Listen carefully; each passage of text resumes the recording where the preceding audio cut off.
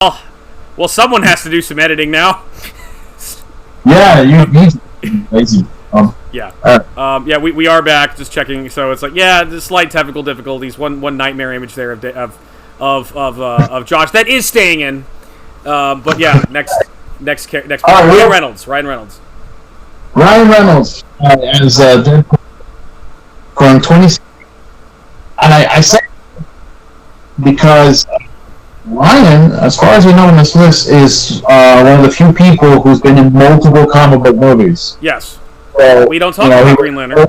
We don't talk about Green Lantern. We don't. You're taking away my thunder. But yeah, he was in Blade Trinity. He was in Green Lantern. Which Green Lantern? We don't talk about any movie other than Deadpool. That's what we. Green Lantern. They made an X-Men Origins Wolverine. What are you doing? Green Lantern is one of those movies that I put on a list called Hurt movies, because every time I watch it, Johnny Cash's Hurt plays in my head. John and I have a top 10 coming up. Yeah, he'll be there. I actually, we're gonna do a villains list. I was thinking, I didn't put, spoiler alert, I didn't put Lev Schreiber's Sabretooth on the list, but I wanted to, because I do like X-Men Origins Wolverine for what it is, and I like Lev Schreiber's Sabretooth for what it is. I like both him and Tyler Mane. They're both great, but they didn't make the cut for me for villains. You know what? I'm gonna be working for that. I was actually, I'm already writing the list. I just haven't finalized it already. Right. So send it to you guys sometime. Nice. Anyway, yeah, Ryan is Deadpool. Yes. Okay. Ryan is a comic book fan. He was a big fan of Deadpool already. It was one of those in-jokes that writer Joe Kelly, on his long run in the comic, did make references several times. Oh, I look like Ryan Reynolds, like mixed with a Sharpay or stuff like that. And it's one of those things where it's funny because when he got the job in X-Men Origins Wolverine to play Deadpool, he was super freaking excited. He was like, oh my god, yes, this is going to be great and everything. And of course, X-Men Origins Wolverine did what it did to Deadpool, which no one on set was really happy about. Flawless victory. Ryan was adamantly upset because when he said, "Oh, we're going to do this thing," when he got to the point, he was like, "He's not even there, too," because that's not him in the makeup or anything.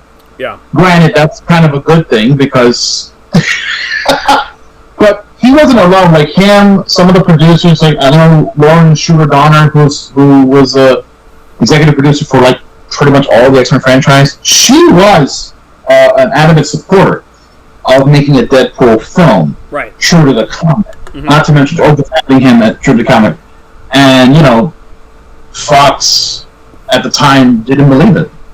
Right. And when they pushed, him and Tim Miller were pushing for a Deadpool movie, Fox executive was like, "Nah, that's gonna suck." They made that teaser footage, which ends up being seen in the first film. They show it to him with Ryan doing the voice work on it, and they're like, "Yeah, we don't care." They hold on to the footage. Yeah. And it was I forget what year, but it was a comic. I want to say 2015 Comic-Con. Yeah. All the internet is full of trailers and first looks and clips about upcoming movies and shows and everything. That footage is mysteriously leaked. Yeah. In the middle of all of it, and no one knows who leaked it. Yeah. I mean, obviously, signs point to Ryan. I think it's Ryan himself. Yeah.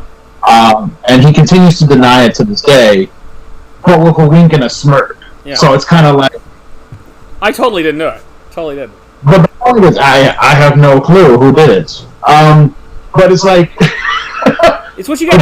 And again, this is my problem. I want to just beef on Fox. I want to beef on Warner Brothers. It's like, yeah, this is the problem with these suits. It's just like this. It's like, dude, we will throw you money if you just listen to feedback, and they don't. Yeah. Because it's like, no, I know what makes money. Yeah. Okay. All right. Yeah. That's. I saw that footage. I quickly downloaded it to a device I no longer have now. But when I was like, mine, because they were taking it right off the internet too. Yeah. I had, you know how like you save things on your backup drives? That was me at that moment. I was like this, hunched in a corner, like, and I showed up to you in like a trench coat. Oh, looks like you need to hold that file there somewhere for a while, Josh. Can help you out.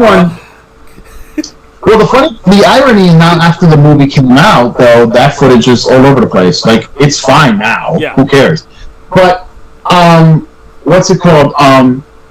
But Fox was trying to get rid of it because they didn't have the interest in doing it. But the internet exploded and says, make this movie. Yeah. Even the glorious Rob Liefeld got on freaking Twitter, went to Fox's website, and demanded, make that movie. That was hilarious. Oh, the creator of the character, who's kind of shady in a lot of his dealings and whatnot, and his behavior, really wanted a movie based off his character, man. I have no idea. It's not like not like the reason the character's popular has anything to do with him or not. Whatever.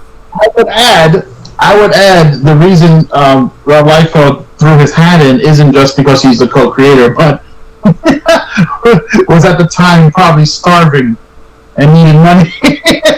What we're trying to say is go fuck yourself, Rob Liefeld. Go fuck yourself. Thank you for coming up with the idea of Cable and Deadpool. Go eat a dick. Youngblood sucks. I don't suck off your buddy Ethan Van Sciver. Go ahead, have fun. I don't quite hate Rob Liefeld that much, but I never really did like him. I'll be honest with you. He's an interesting figure in comics. I'll give him that, but at the same time, you know. But I mean, I'm not a. Hey, Rob, I got a great idea. Why don't you go finish a book one of these days? Why don't you go do that? Why don't you go do that? Why don't you stay for the run? Why don't you draw elbows and finish feet? Yeah, or feet.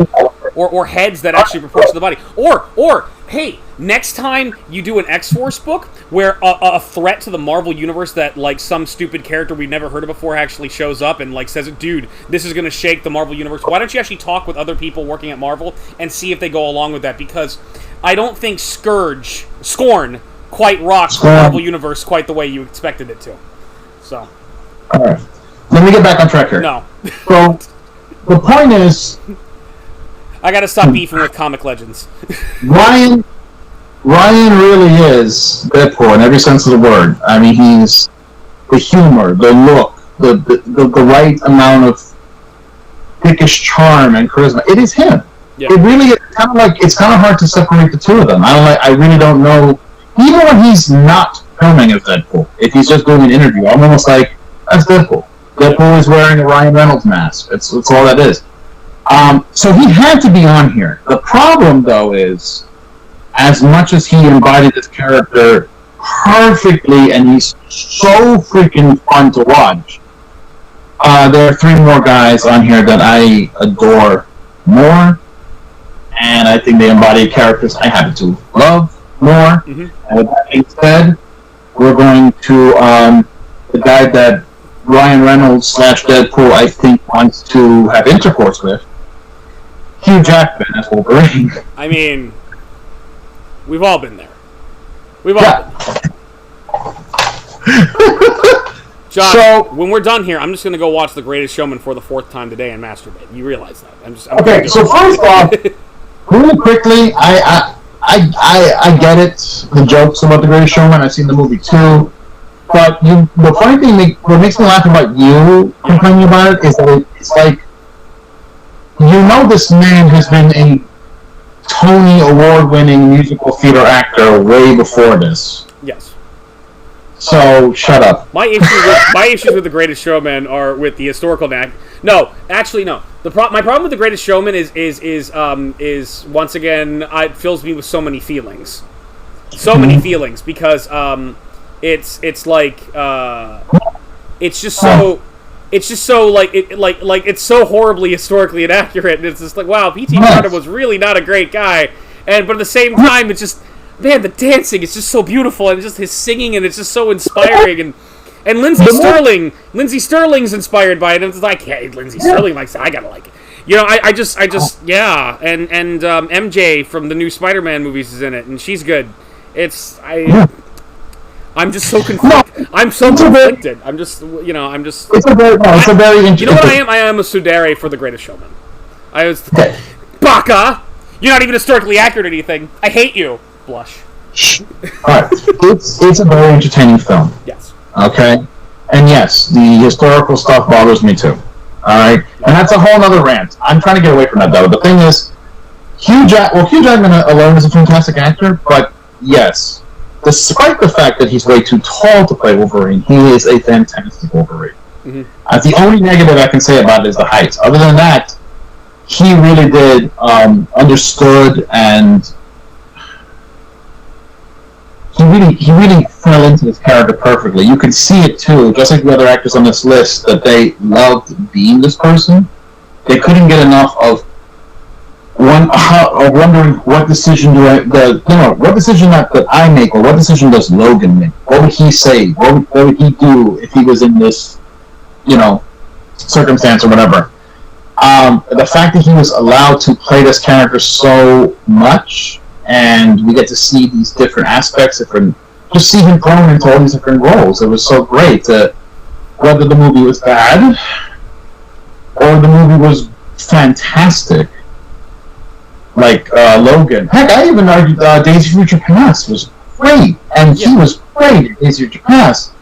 That was so cool to see, the older, gray-haired Logan, his younger bone tall self, and all the stuff in between. It was so great. Days of Future Past is one of my favorite X-Men movies. I'd argue it's one of the best ones. It is. Yeah. What's it called? It is one of those.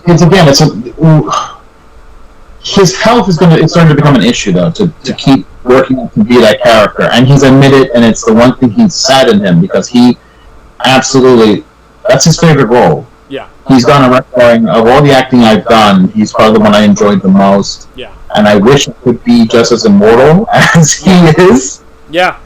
If for nothing more than to just keep playing this character. Right. And there was, if these Ass Clowns and Fox or whatever would have given the goddamn rights to the X-Men back to Marvel years ago, we could have had him be Wolverine anyway. Well, they did, Josh, and it all worked out, and it's all thanks to Donald Trump, our Lord and Savior, for almost overthrowing the country. I mean, just it was a good thing that Fox decided to suck his dick that hard that hey, it got us our Marvel characters back. So, Yeah, but you know what I mean. There was a time where my pastor says, Josh, everything happens for a reason.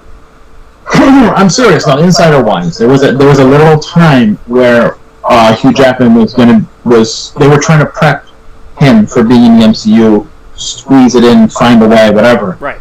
At this point, I'm pretty sure they're going to have another actor play him now, which I think people need to take a chill pill when that happens. Yeah. Because everyone's going to be way too aggressive and way too, he's not Marvel me.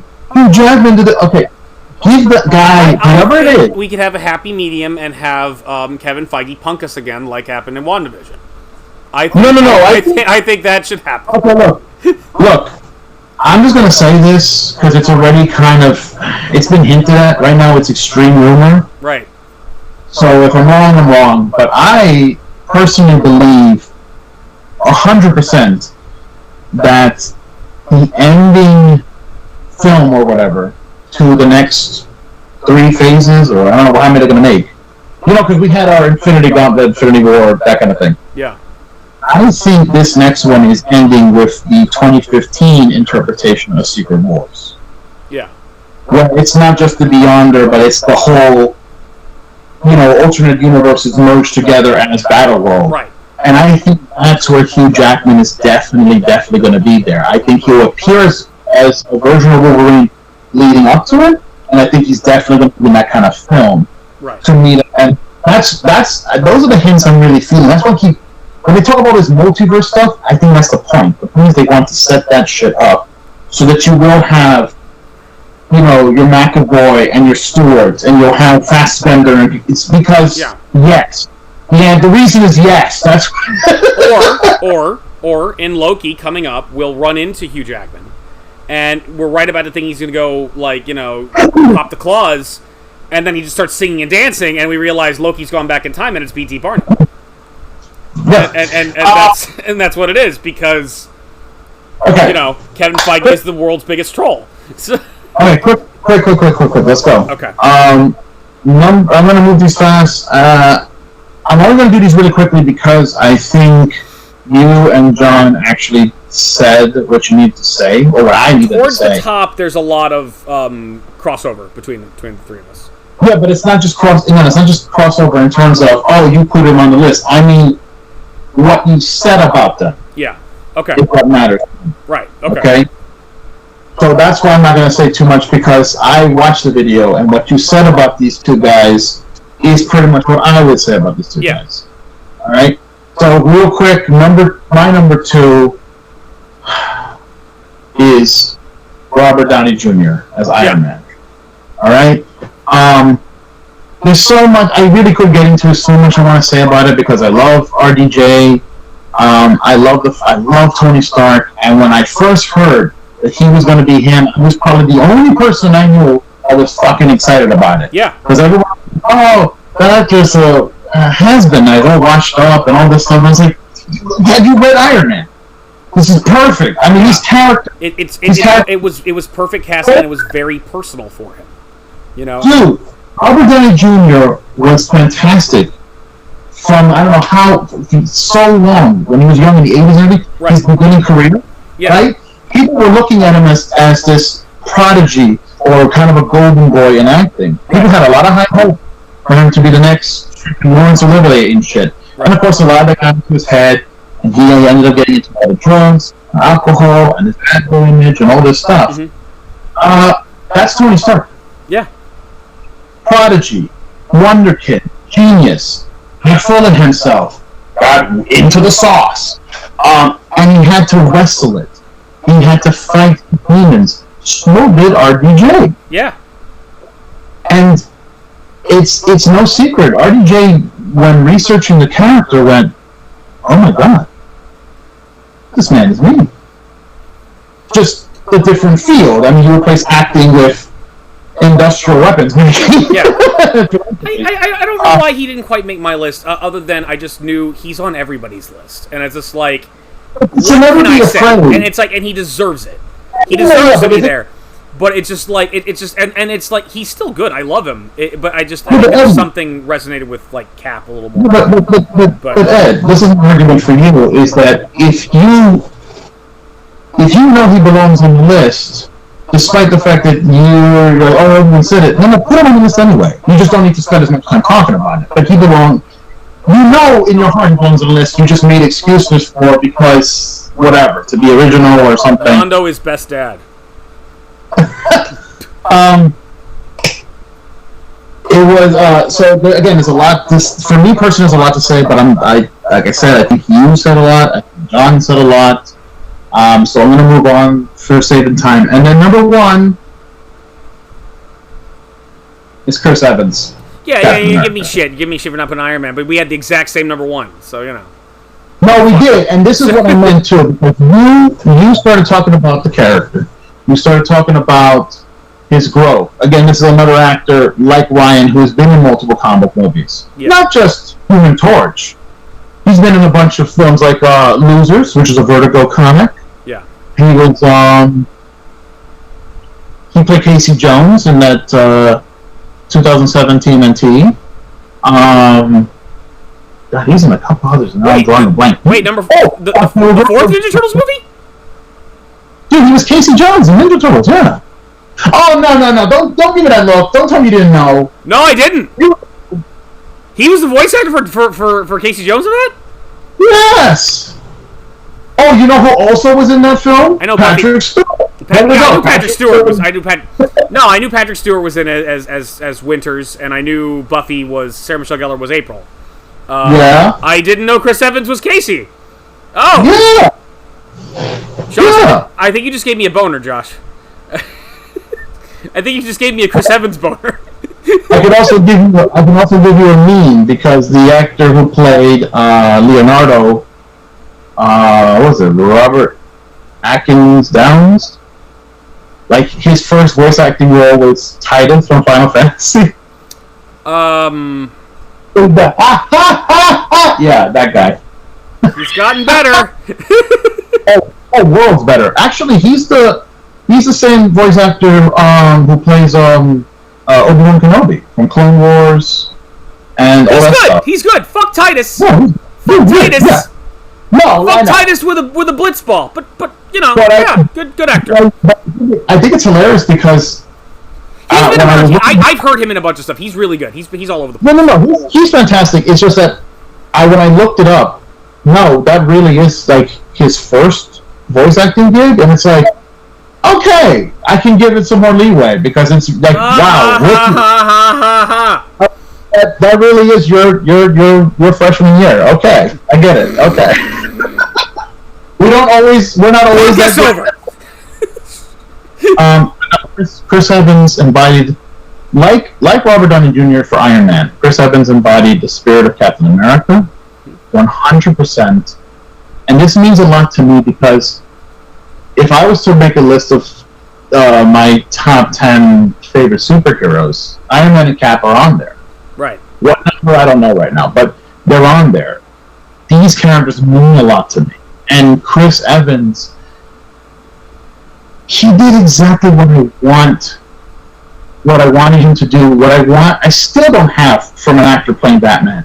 I want people to understand why this character matters. Yeah. If you fall in love with this character, then you should be reading his character today, because that is the pure essence of this character and why he is one of the best fiction characters in pop culture.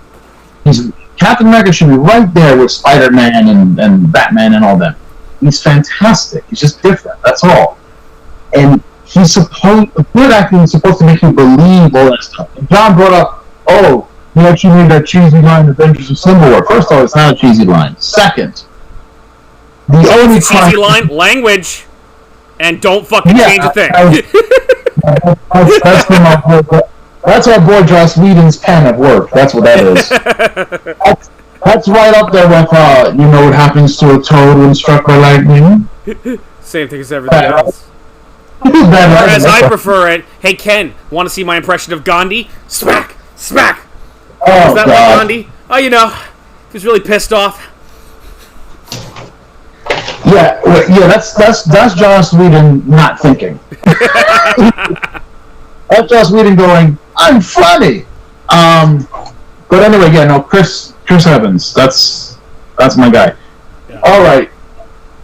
Okay, ladies and gentlemen, we really were supposed to talk this whole session about Invincible. And I want to, before Dreadpirate gets into this, because I mentioned a couple weeks back that I saw the show, I gave a high recommendation to it. It's on Amazon Prime right now. Based off of the amazing comic that came out in 2003 by Robert Kirkman. These are two trades that happen to have some particular significance to this first season of Invincible.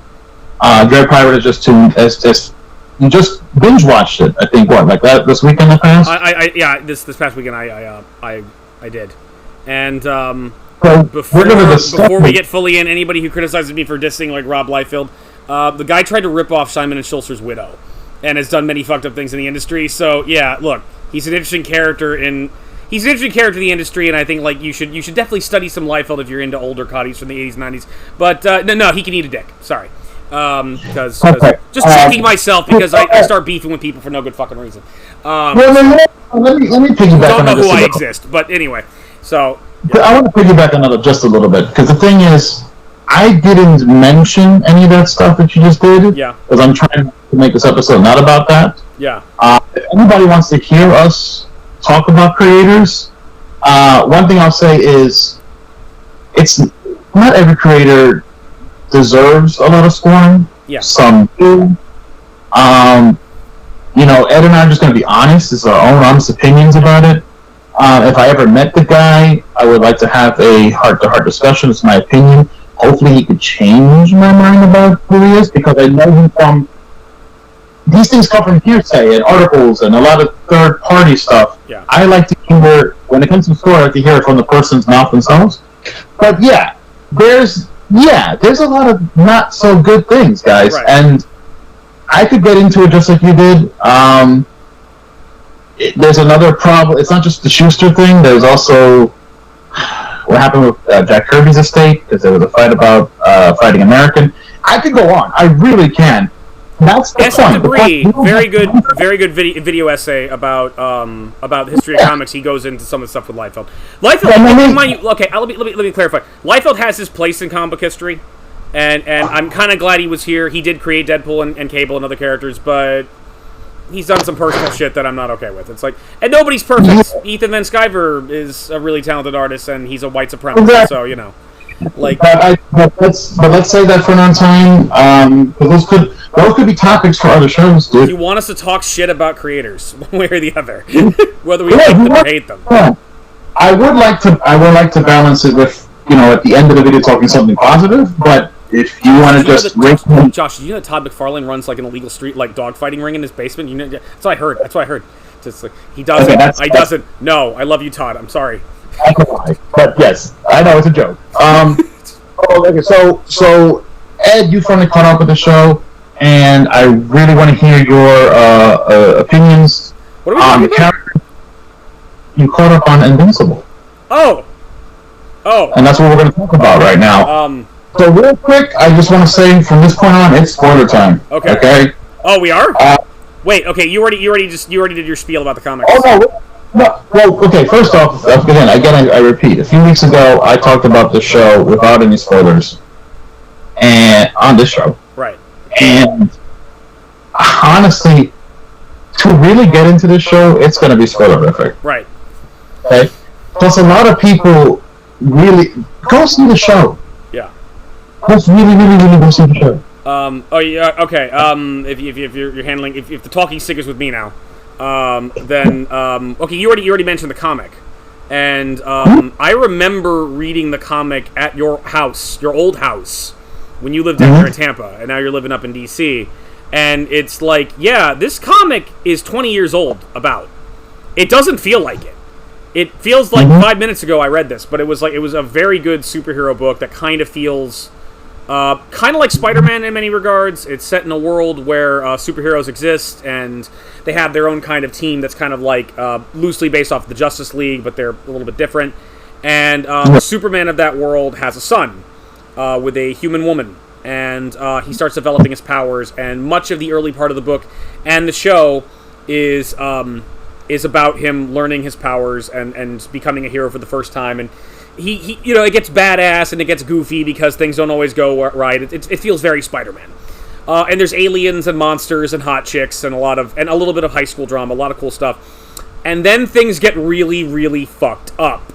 Really fucked up. Surprisingly fucked up. And there's a bit of a mystery as to what exactly is going on, which we'll get into in a minute. Yeah, it was like, once again, this is really great to see a book like this being adapted.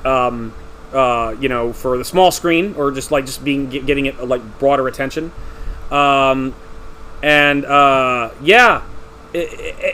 again, executive produced by Seth Rogen, because that hairy man is on fire, Josh.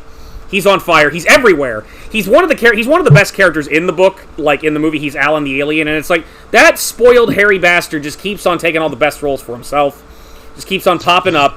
But like, yeah, I love Seth Rogen. I love what he's doing. I love he's like getting out there and like bringing comic book properties to the big screen that like not a whole lot of people know about, but like comic book fans know and love, and just kind of bring it out there for more people to enjoy. And it's like, and I'm glad he's had a hand in this too.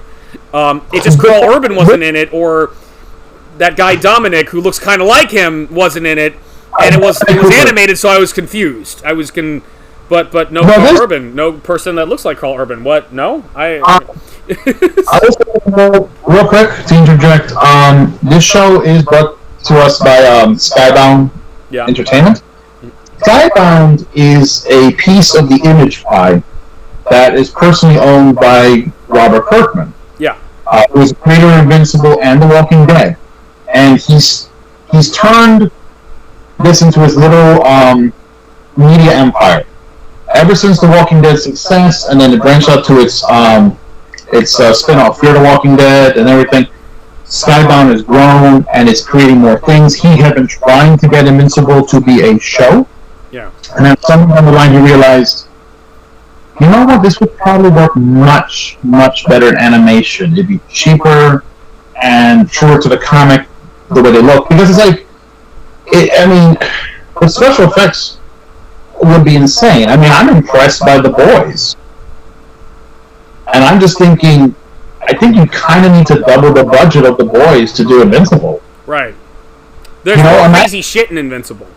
There's like aliens and weird powers. And what we and actually everyone who watched it saw that first season. Oh, children, that's nothing. Yeah. I personally am still trying to finish the series. I own every copy, but I haven't sat down and read every issue yet. I'm about halfway through the series in terms of the numbers. But all I'm saying is that there are the next couple arcs, the ones that will fill up season 2 and 3, which are official, by the way. I don't know if you know that, but they did greenlight season 2 and 3. Yeah. For the next 2 arcs that'll be there, they're gonna make the finale of this one look like a slap fight, because it just gets worse. And but the good news is Invincible's performance in these arcs is better. It's not as one-sided. Right. I'll say that. Oh god. Yeah. But there's some... it starts off that way, and then things get really fucked up really fast. Overall opinions, it was very good. It was very good to see the comic being brought to life. I think you've read it a little more closely than I have, so I mean, like, you could probably point out where things differ a little bit, but I want to say... Yeah, like, I want to say that... I know, because we read a little bit further than where the season goes into, so I know a little bit of spoilers on, say, Omni-Man's growth as a character, and whatnot, but man, oh man. So, spoiler alert, as of now. I remember when you showed this to me, this comic, and I remember looking at the Voldemites, what are they called? No, Viltrumites. The Viltrumites, which are Omni-Man's people, so this verse of the Kryptonians, and it was like, oh, so they're worse than the Saiyans. I mean, at least... Yeah. Yeah, well, we can't really see it too well. A little bit... It's a little fuzzy here, but it's kind of getting through. Yeah, I'm just trying to show some scenes of because this is what I have here is now the part where he reveals to his son what the Viltrumites are really about. Yeah. And a lot of people making the jokes because it's so true. I made a comment years ago too. You thought we were Kryptonians? No, we're Saiyans. No. They're Saiyans, but they have the same intelligence as Kryptonians. Right. The advancements. But someone made a joke saying, okay, so they're Saiyans, but the brains are Kryptonians, but they're covered like iPod. Okay. It would be an interesting like historical war that like maybe sometime in the multiverse it was like the 3 worlds met, and would just see. I would definitely be on. Like, I could see Jor-El just being on the Kryptonians that we got to stop these motherfuckers, and like meanwhile like Bardock's leading like an army of Saiyans blowing up planets, but all for Frieza. And then the Viltrumites are fucking both of them up because the Viltrumites have their own. We don't answer to Frieza. We answer to us. We'll Yeah, Viltrumites would dominate both of them because the problem is, so Saiyans already have the power, but they were never quite as organized. They were more like a glorified brute squad. Right. I feel like there's, especially because they were owned by Frieza. Yeah. I feel like stupid monkeys to be ruled by me. But I feel like in terms of organization or being an empire, the Klingons were better warrior group. Yeah. But the Saiyans are physically more powerful. The Kryptonians, the problem there is that on their planet, they don't have those powers. Right. You know? So, like, if we're talking just their base home, no, they're screwed. They need... I know how the comic would end. So there's a forced alliance between Jor-El and Bardock, and it's just like, you guys are gonna get dominated right here. There's nothing you do. No, hold on, I know what we need to do. And he does the artificial moon, and it gives Jor-El an idea. And like right before they almost beat the Viltrumites, and like it looks like both sides are wiped them out. It's like, oh, artificial moon, artificial yellow sun. So nerdy science team, you got this? We got this, Jor-El. Well, I mean, Jor-El would lead that charge. He was the head of the science council of the whole planet, so yeah. Yeah. And then they'd send them both in the Phantom Zone, and they would eventually go back to their own universes, and then that's like, There's one sector of the Phantom Zone we do not travel to. And hopefully it will never be sealed again. Hopefully you'll never have to deal with it, my son. Kal-El. And everything will be fine. Yeah. And I just forgot Superman's name because that's the kind of nerd I am. Omni-Man's... So we just watched The Boys. And I had a hard time... Because, again, I know spoilers. I know he gets better. Spoilers for the comics. He gets... Omni-Man goes on a journey. Omni-Man winds up becoming a better person. But I started thinking, who's worse? Homelander or Omni-Man? And I think, at least for now, Omni-Man. Because at least Homelander has an excuse. Homelander was raised in a box. Homelander is a sociopath. Homelander knows what he is. Homelander knows he's a piece of shit. He just don't fucking give a shit. Omni-Man, you came to this planet and savaged it and infiltrated it because you think you can do better for it. You rescued people and took care of them and then wantonly just went aside and killed hundreds of thousands of them to prove a point to your son because you're loyal to Viltrumite. You taught the woman that you've shared a bed with for the past 20 years and, she's sort of a pet. She's just sort of a pet to me, son. Fuck you! It's one of those things where it's just I'm Coulson. I'm gonna die. I don't care. Energy cannon. They'll revive me in Tahiti. Fuck you. I'm it's we can't see your body. You're just sinking below the frame. Is that... Yeah, that's better. But it's the series is very much fun superhero shenanigans with a little bit of blood and really awesome characters that you like and you enjoy. And then but there's this. It's building because they show you Omni-Man murdering the Guardians early on. So and so there's this. It's this dramatic irony where we know Omni-Man's no good. We know Omni-Man's like a murderer and a sociopath, but we don't know all the details yet. And we're figuring out what the why is in your head the entire way, and then finally it becomes revealed towards the end. He's masterfully portrayed by J.K. Simmons. Perfect casting. He's so good. It's just And there's a great actor who's been in tons of stuff, and we all kind of know him as J.J. Jameson in the Sony Spider-Man movies. But I think you and I are big fans of him as Grunkle Ford in Gravity Falls, and just here, it's such a great performance. It's a tortured, fucked up performance where it's like, yeah. He really is a fantastic actor. To me, to be a fantastic voice actor. Yeah. Like you said, he was Ford in Gravity Falls. Yeah. He's in Legend of Korra. Here he is as Omni-Man. I think the internet's had a lot of fun with this. Yeah. There's a lot of the whole thing has become a huge thing.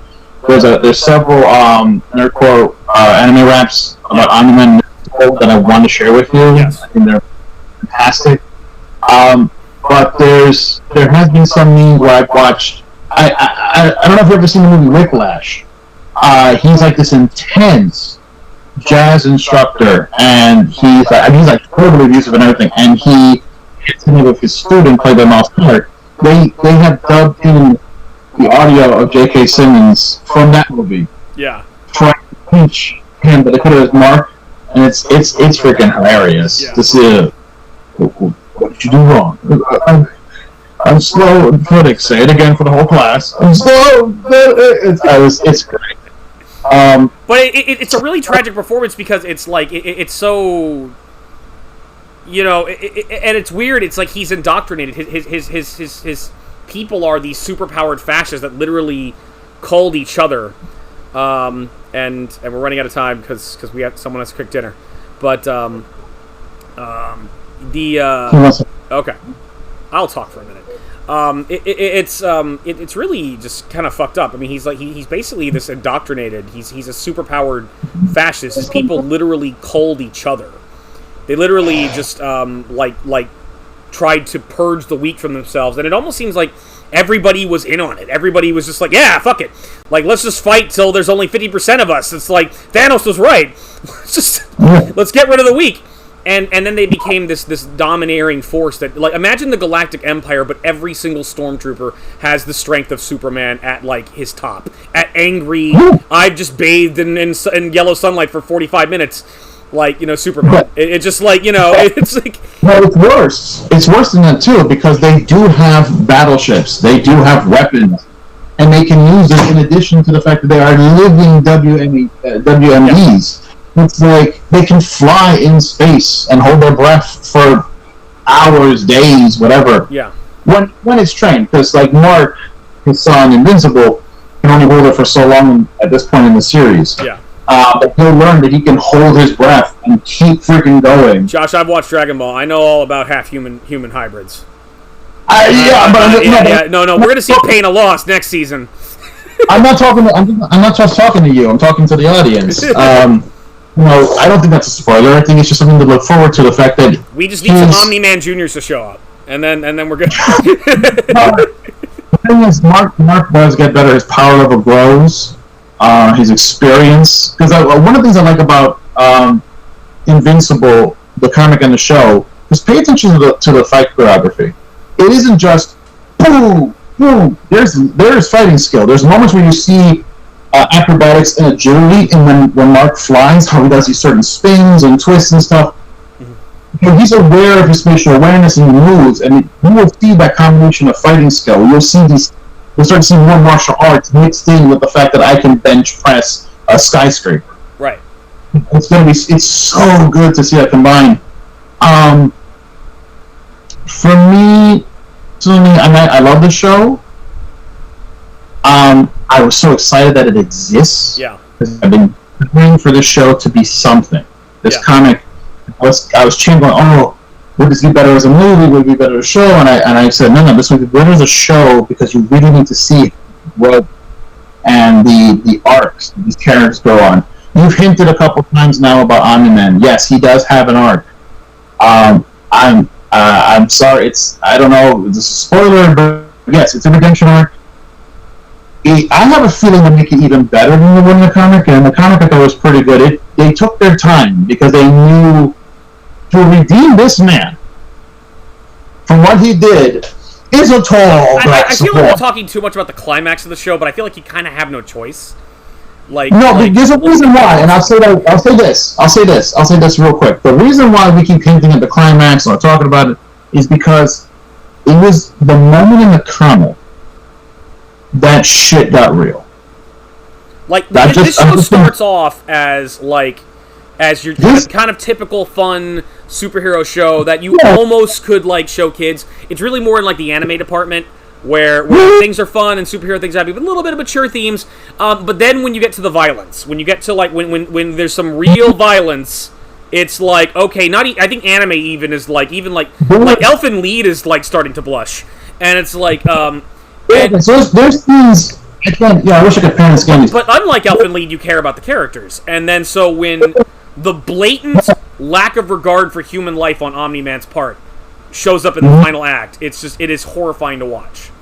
Because there's a lot of common violence in this and everything. But what happens is that in the beginning when Mark's dealing with his supervillain or that whatever.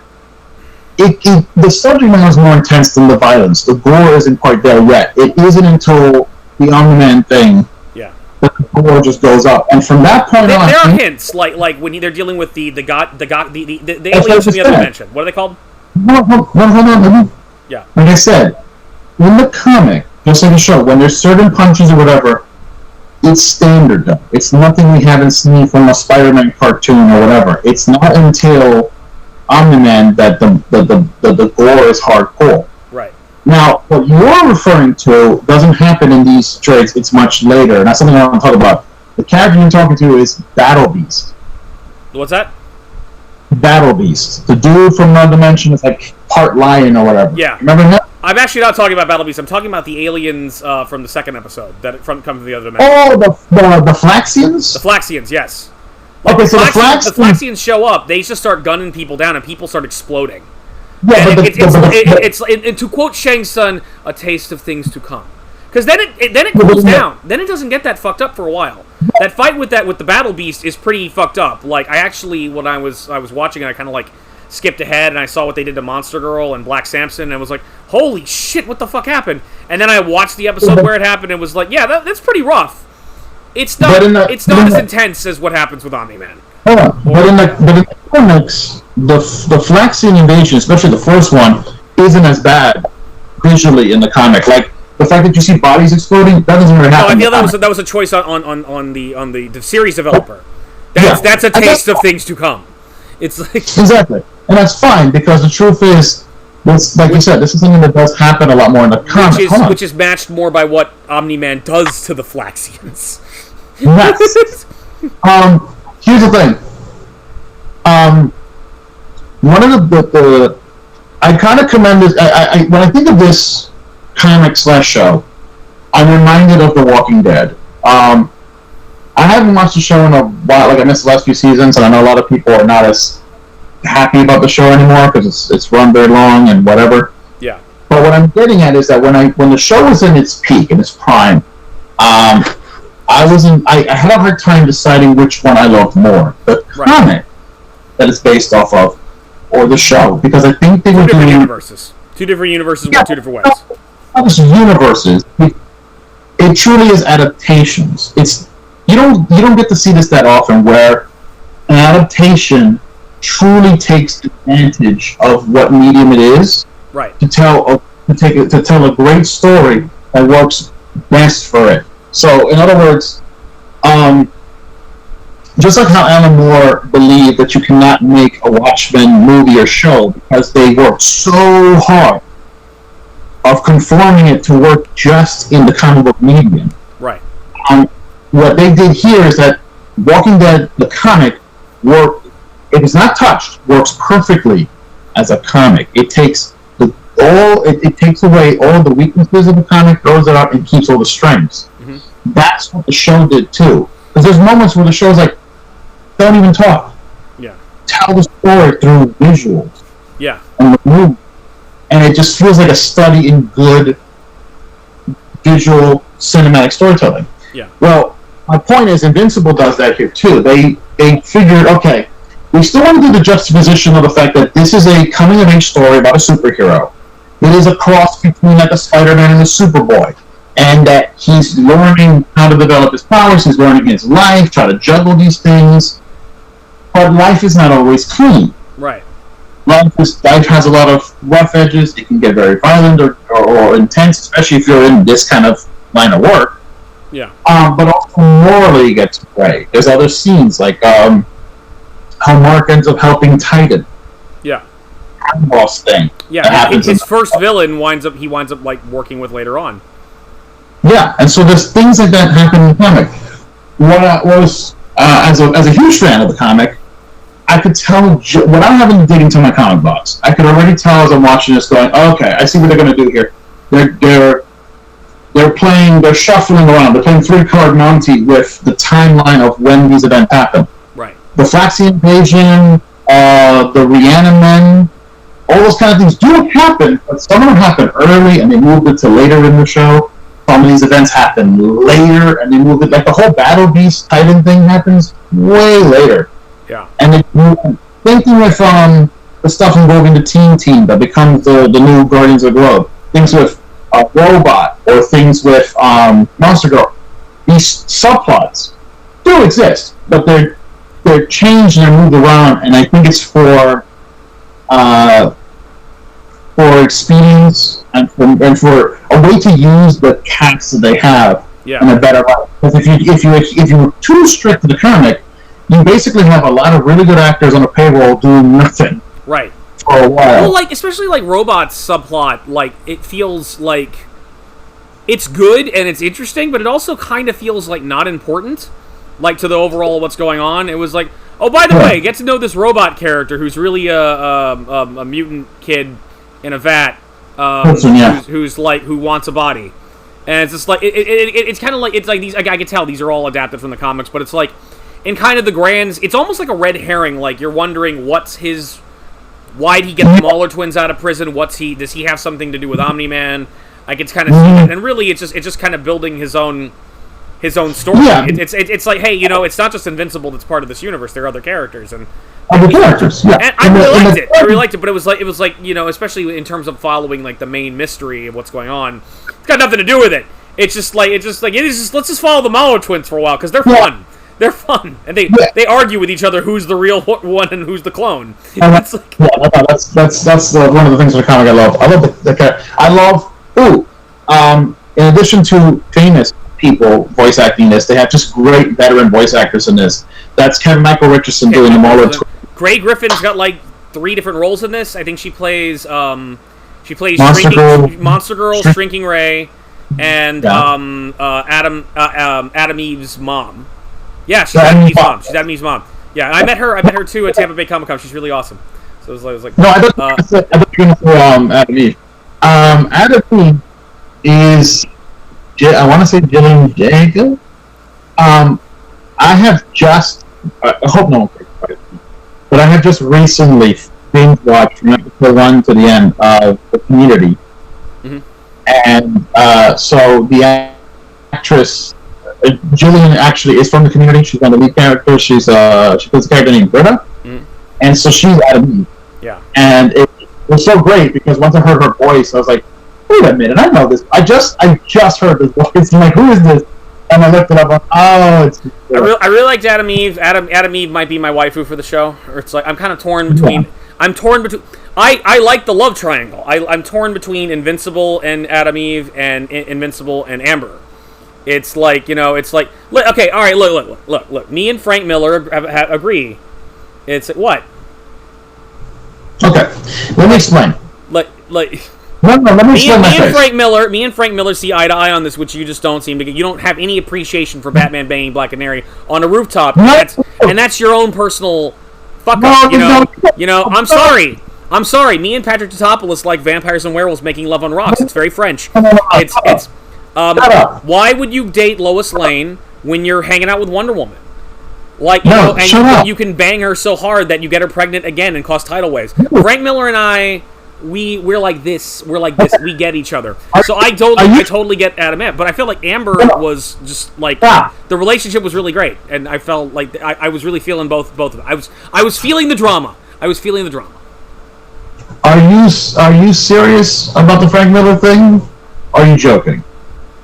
Column A, column B, a little bit of column A, column B. Because I'm seriously okay with that part personally. I'm afraid.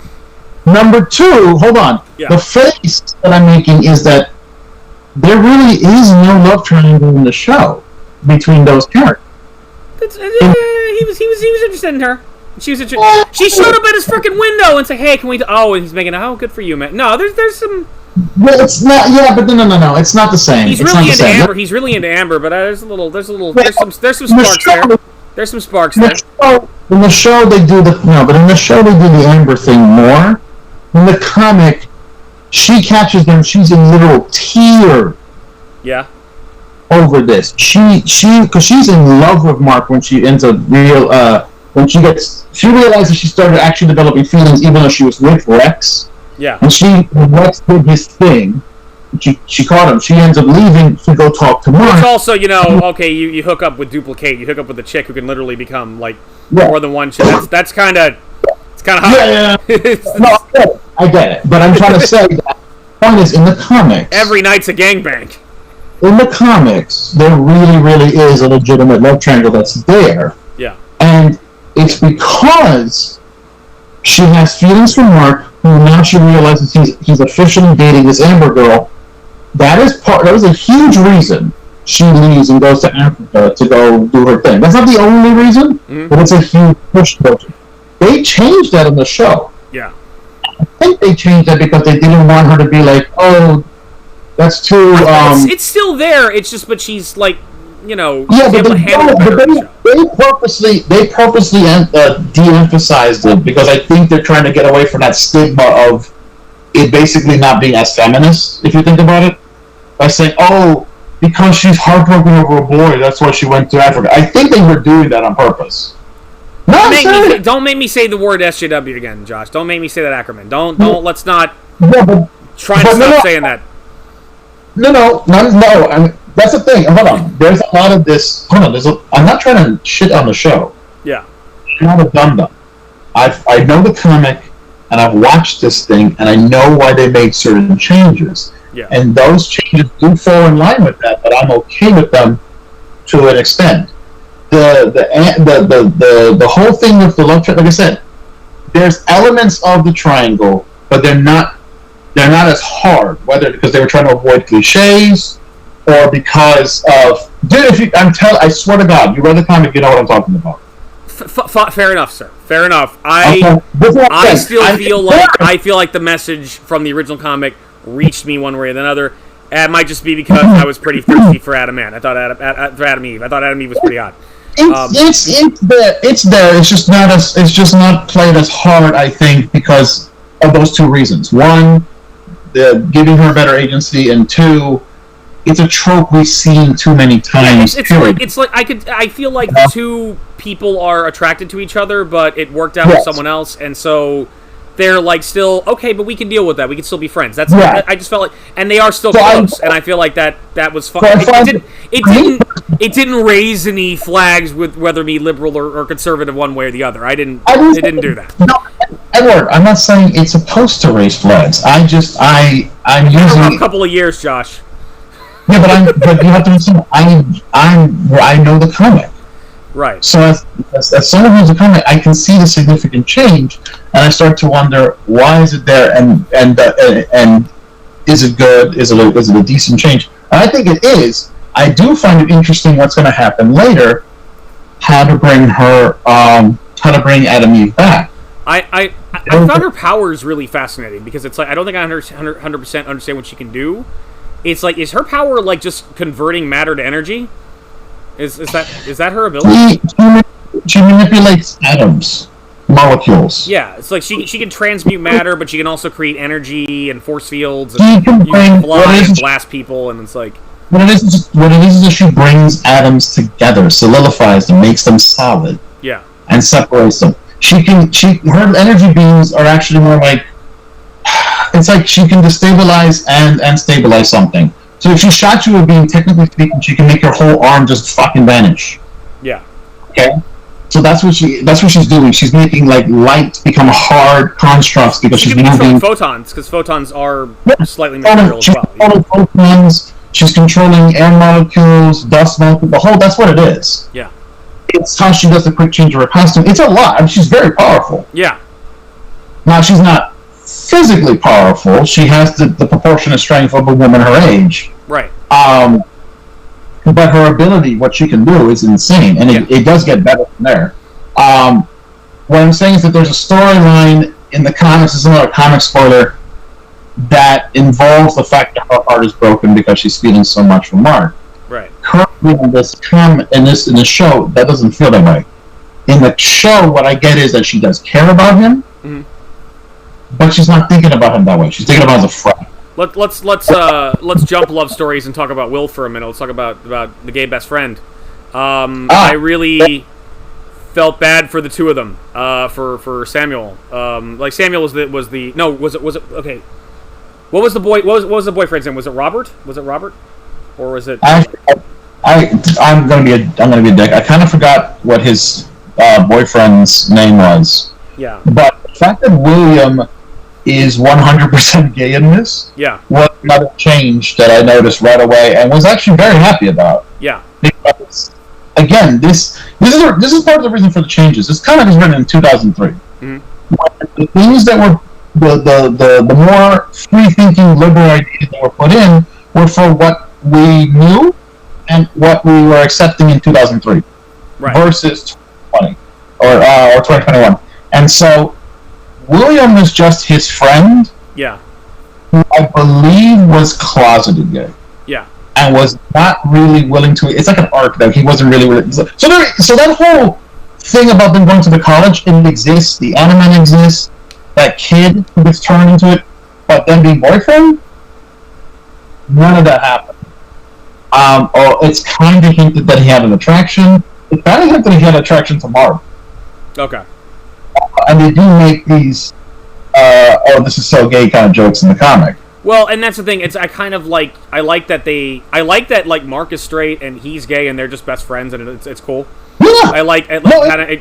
I mean, it kind of reminds it. You know, I mean, yeah. It kind of reminds me hanging out with like Davis and Nick. It's it's cool. Like, you know, you don't have to go there. You don't have to go where like they just because just because we're like one or more people in the relationship are attracted to each other doesn't mean they have to be. I like that they're just friends and more importantly, like he's basically talking about how his dad is hot, like Omni-Man. Omni-Man's got that mustache, and it's just like I know I'm like Mark's like. It's an example of good writing today versus good writing in 2003. That's all I'm saying. Is that now it's like, you know what, this is times have changed. Kirkman is more aware of the voice of someone in that community and how to properly represent them. Yeah. So having that confidence, because I think he had an idea, but wasn't quite sure how to do it back then. Right. After all these years, now he's like, I can write gay people better now. Yeah. So it's that him and the store and the other writers of the show were able to go, let's not put him in a closet. We can write this guy good. Let's make him openly gay. And I think the process the world has been going through, and whatnot with so I thought it was great because it saves me personally from having to see the same subplot about him being in the closet, not going to be in the closet. If I want to see a story about two people who one of which is gay and they're friends and they secretly like each other, I'll go play Phantasmagoria 2 because that's Trevor and Curtis. And that's like one dude's bi, one dude's gay, and I mean. Curtis is a fucking slut, Josh. He's got like three dudes, like three people. It's got two chicks and a guy. It's like fucking greedy. Fucking greedy, Curtis. This show does a great job of conveying the emotion, and the drama that was already in the comic, but in a very fast paced way. I mean, they crammed so much information in those 30-something minutes. Yeah, I personally can't believe that each episode is essentially a half hour. It doesn't feel. It feels like each one's like a little mini movie. It's like a complete solid hour of television. Dude, bro. Yeah. After the first episode, I honestly thought I watched the whole hour. I thought it was like The Boys. I thought I saw a whole hour of content, and then I'm like, I looked at my phone going, "It's only been what? Yeah, get out of here." It's amazing they packed it. But before we go too far away from Will, I hope the boyfriend gets his mind fully back. I'd like to see the boyfriend come back and they to be okay, and maybe the boyfriend's a superhero now, because cybernetics to waste. I'm just saying. That's a good open-ended question mark, because the show has made some changes where it could say, why not? We're adapting the show. It's not this rigid Bible that we're constantly making panel for panel out of. Right. In the comic, I know tragically he dies and he doesn't come back. They let the boy rest, his family's wishes and so forth. Yeah. The Animen, or I think it's Animen or Reanimen, I can't remember. You said Reanimen earlier. Reanimen, yeah. You're going to see lots more of them. Yeah. Because, they can hurt Omni-Man. We need these things. Oh, they can do more than that, but it's another one of those gray areas I love in the comic. The fact that they use zombie soldiers who already gave their lives to the country. Let's just desecrate their corpses. But that's what they got. Speaking of characters like following the mystery of Omni-Man, I really loved Demon Detective, played by Clancy Brown, who one of my favorite actors. Yes. And I loved. I'm forgetting. Was it Tracy, the government spook guy? That's like. No, hold on. Yeah. I got this. Yeah. Okay, first off, the detective is Damien Darkblood. Damien Darkblood, yeah. Who in the comic, I don't think you can see this. You'll see like the back of his head over here. Yeah. He's meant to be modeled off of Rorschach. Okay. Here, he's still a demon, but the trench coat and everything's like, oh, I get you. Yeah. Here, they decided, let's make him more Hellboy. Yeah. I definitely got a Hellboy vibe off of him. And so, but he's a mix of that. I like the idea of this alien conqueror getting shit from a demon detective. It's just like, It's like, motherfucker, you're really gonna try to, like, I'm from something you don't even understand. It's like, you can't fucking lie to me. I know what you are. It's like... The whole... Okay, but before I get into that, the guy you're looking for, the man who is essentially this universe's Nick Fury... Right. Is Cecil. Yeah. Cecil. Cecil was voiced by Walter Goggins. I personally love. I don't know if you remember back in the day when we used to watch The Shield. Yeah. You remember Shane? Vaguely. It's the one guy. I know I've seen Walter Goggins and things before. I know I've watched him before. But you remember Vic Mackey, right? You remember Michael Chip. Oh yeah. You remember he had a crew, right? I remember the one dude that kept screwing up the whole time. Yeah, I know who Shane is. That's him. That's Cecil. Yeah. He's learned from his days with Mackey. He knows how to do it. He sure has. No, that actor has been in several... In fact, no, Walter Goggins was one of the villains in Ant-Man and the Wasp. Yeah. Yeah, he's a dude in the suit that's chasing them for the lab and everything. Oh, yeah, he was also the criminal in Predators and... Yes. Yeah. No, Walter Goggins is awesome. Yeah. No, he's awesome. I had no idea that was him. He has that face. It was like, I always, I didn't... Yeah. I personally think he did a phenomenal job with his voice because there was so much restraint, control, like a commanding presence. Like, he really made me believe he was this Nick Fury director spook type character. Yeah.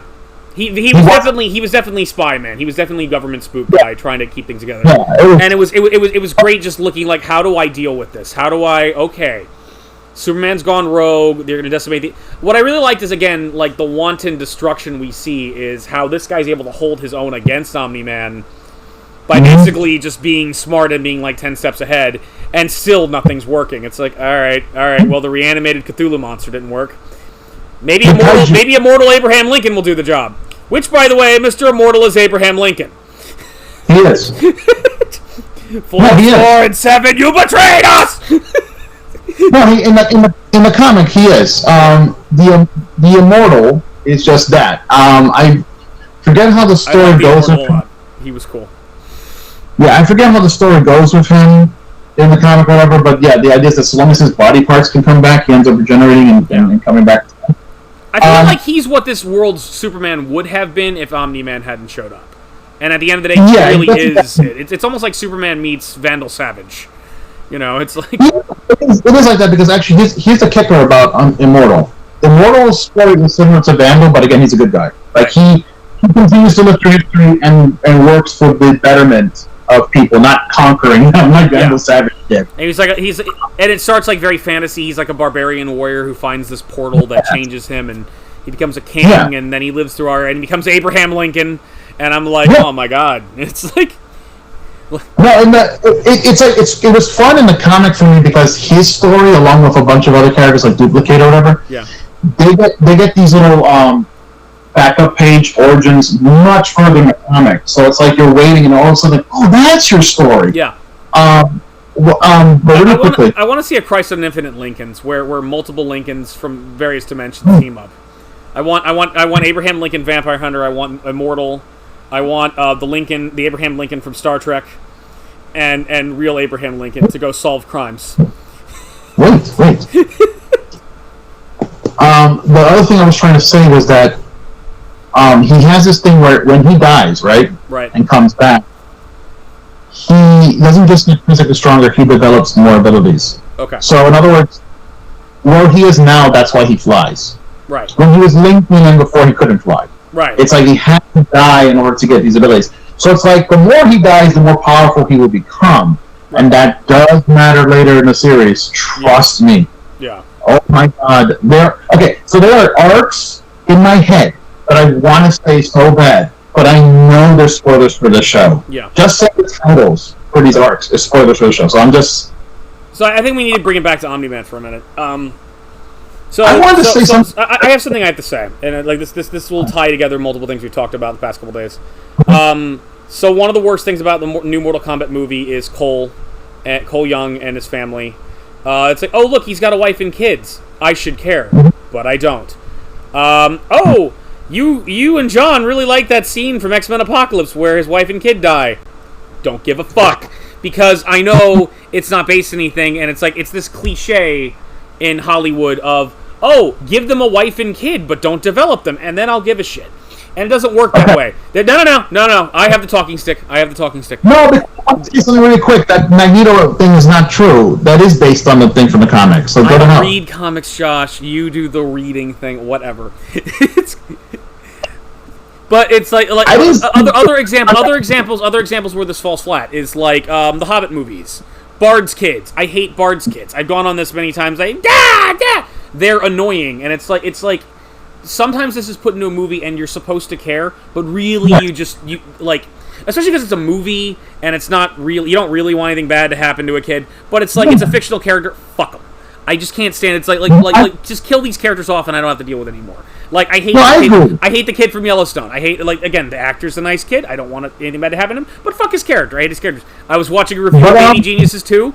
Awful. And it's like this fine line of I'm getting to my point. Shave your beard. It's this fine line of like a character that is good and that you like, that I feel like you really need to. If you got a wife and kids, make me like them. Good example, Cobra Kai.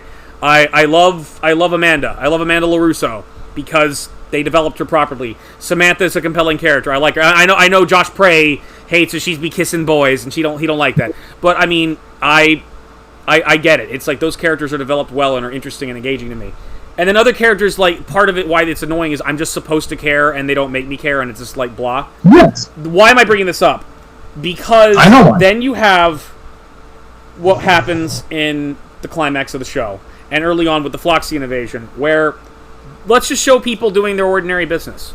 Walking down the street, shopping, picking up their kids from work, going to get a pizza, driving, whatever. Just minding their own business. And then watch them explode. And that fucks with me. Because they're not annoying. Okay. But we don't really know them. They're completely minding their own business. It's just normal. It's just people living their lives, living their day. And like we all are. Like we're all minding our own business and something bad can happen. And then you hear about, like, you see in our day-to-day lives when something bad happens, when a terrorist attack happens, when people get killed senselessly. It's people minding their own business and just living their lives. And so that's why that stuff fucked with me and resonated with me. Again, if the character had been annoying since the day before and I'm supposed to like them character, but I hate the character, you can kill the character off all you want. I won't give a shit. When I know the character personally, I'll be fucked up. Like, I believe, like, in Force Awakens, when Han dies, I was right there with Chewie. I was like, Aah! You know, I'm like, or take it further back, Farscape, which you and I both love, when the series originally ended before they went to the Peacekeeper Wars, when Aaron and John get blown up. I'm there with Dargo, no! And I'm just there crying. I know exactly what you're talking about. But you're talking about the fact that it does suck. But when it's just normal people just showing the thing, it's this thing where it's like, I do care, but it's like they didn't do anything. They didn't endear themselves to me. They didn't do anything, but they never touched me anyway. And then just watching them die is so much horrific. It's the opposite effect. Okay, what you're first talking about is the fact that, and I think you're trying to get to, Omni-Man and his relationship with his family. The thing is, yes, I hate that in movies too, where they show people outside of the main characters that we're supposed to care. They don't do enough to make us care. Right. The opposite effect happened to you with bystanders because they showed extremely less of why you care. But because they look and walk and talk and are doing things in a regular, normal setting that your mind can relate to, and then throw in this crazy sci-fi or just out of the blue element of an invading army of people just blowing stuff away. Yeah. That makes you have an attachment to going, oh my god, if today you don't even need the aliens, you just a terrorist attack. Or a crazy asshole decides to shoot something up. Occurring all over, you could connect to it. Yeah. So it allows you to connect to the tragedy of it if it is aliens. Yeah, I know it's aliens. And it gets so fucked up, especially when Omni-Man starts doing his thing, because the worst part is he starts using his son to do it, to, like, prove a point. Like, I believe that was from the comic, when, like, the whole scene with the train. Alright, keep talking. I gotta go off screen for a second. Okay. Alright? Like, yeah, so... Like, I think it starts with, like, they're attacked by 2 planes, and Omni-Man fucks up the planes, and Invincible saves one of the pilots, and then Omni-Man comes right down and just, like right after he saves him, crushes his head. And then, and Invincible's like, you're a monster, what the fuck? Oh, this bent you out of shape? Let's try this. And then he punches him into downtown Chicago. Through a building. Through hundreds of people who go splat or get trampled and crushed by cars. And the show just doesn't fucking stop. Then a building's is about to fall over. Invincible tries to rescue them. He tries stopping the building. He grabs onto a woman and tries to save her kid, but he can't do it by himself, and it crushes him. And he's hanging on the woman, but he's just hanging onto her arm.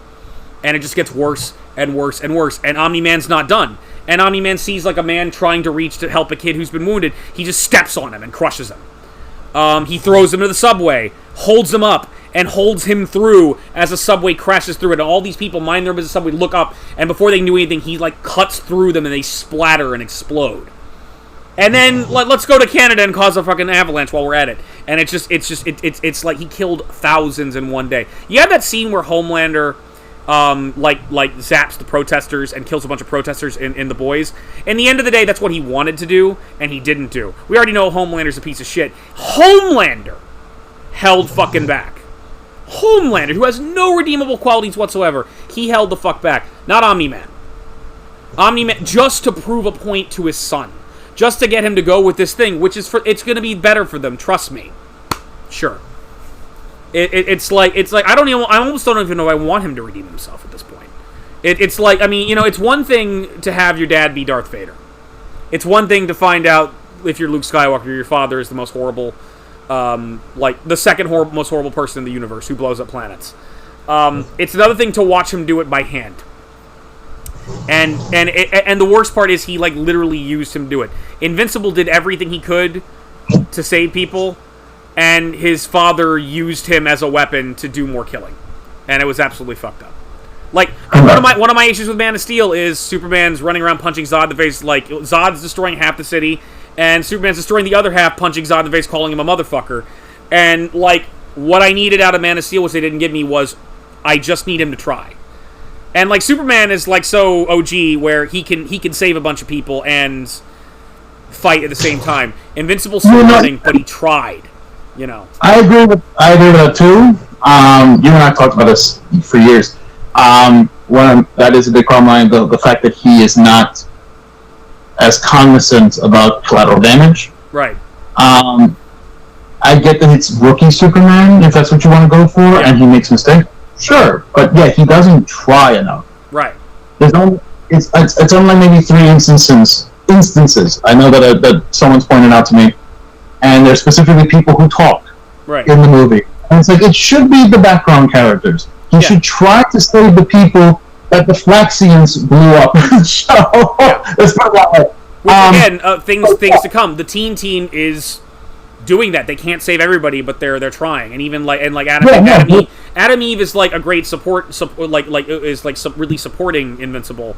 By basically like just keeping him like, look, you did the best you could. You don't beat yourself up on this. It's just like you tried, and even then, and like one thing was fucked up was watching Duplicate get killed multiple times because that's her power. Is like she like I just make some more, and she's okay. But it was like, you know, it was great seeing them fend this alien invasion off and do the best they could to save people. Yeah, they had a lot of. This show had a lot of fun with the Flaxians because they were kind of a running gag in the comic. Yeah. And then when they kept coming back, of course, it became more of a threat. I think what happened is the very first time we see them in this show versus the comic is that they were already a threat. Right. You know? Yeah. Like holy crap, because they weren't nearly as. I'm just gonna say it. To me, they weren't as badass in the beginning. It was kind of meant to be, oh, it's Tuesday. Beat up alien, they run away, that kind of thing, and it kept coming back. Mm-hmm. Even that whole Omni-Man thing you alluded to, where he goes in the portal and, you know, does his thing. This planet's off limits. This is mine. and he just fucks them all up. Oh, man. Dude, let me say before you get to that. Mm-hmm. We don't see that in the comic. It's just like, you don't know. And you don't even find out till way later what he really did. Yeah. That whole thing. This was a huge benefit that the show did by switching things. I talked about the fact that they moved things around, the placement. Yeah. One of the biggest things they did was the whole storyline with Omni-Man. Yeah. I'm holding this comic several times because one of the major things is that the reveal that Omni-Man is not who he seems, and the death of the Guardians of the Globe is something that's done in like issue 7 of this comic. Yeah. All this is what you and I were talking about. All issues 1 through all the way up to that. He's a good dad. Yeah. And he pushes him a little hard because he really wants to see him grow and do his powers. But they're having lots of shucks, father-son moments, and he just seems like, that just like a cool, like an okay guy, maybe a bit of a funny dude, Maybe he is, the Boy Scout that we always say Superman is or whatever. Yeah. But then issue 7 happens, and we see the Guardians do their thing, right? And then they're called to their headquarters. Yeah. In the comic, they don't know what's going on, and all of a sudden, they all just start getting murked. Quickly as hell. They don't get to throw a single punch. Yeah. Which was something that I thought was really cool in the show. Yeah. But first of all, the fact that they revealed it in episode 1, this was Robert Kirkman saying, let's mess with people. Let's really hook them because this show is not The Boys where it's being like every episode's dropped. I think the Boys love to do that. I've been criticized before about not liking any changes in terms of adaptations, and it's just like I feel like the lesson is like no, you can use changing things in your adaptation as a strength. There's nothing wrong with it. Part of me is I was thinking about this last night. It was like part of me is always going to want an old Chinese man to be the Ancient One in Doctor Strange, in the Doctor Strange movie. But the thing is, Tilda Swinton, because that's how he is in the comics. But the thing is, Tilda Swinton is so fucking good. At least no, he's not. Retcons, whatever. Tilda Swinton is so fucking good. Shut the fuck up! I didn't read it. Tilda Swinton is so fucking good. Tilda Swinton is so fucking good in the movie that I'm fine with it. Go ahead and make your point and how I am an illiterate shithead who doesn't read anything. Go ahead. No, because your point is moot when you realize that it's not Chinese, it's Tibetan. Oh, okay. That's a big prompt. That's a huge point because that's the reason they changed it in the first place. Yeah. They changed it because China hates Tibet. It's a race thing. Yes, we gotta placate the shitty communist government of China. That is what really sucks. It's like it was whitewashing, but in a sense because we wanted to kiss ass, not because we're still racist. Well, we found, but it wasn't the same reasons everyone was complaining about. We gotta placate a government who wants to throw their Uyghur population into internment camps. I don't think we need to fucking do that.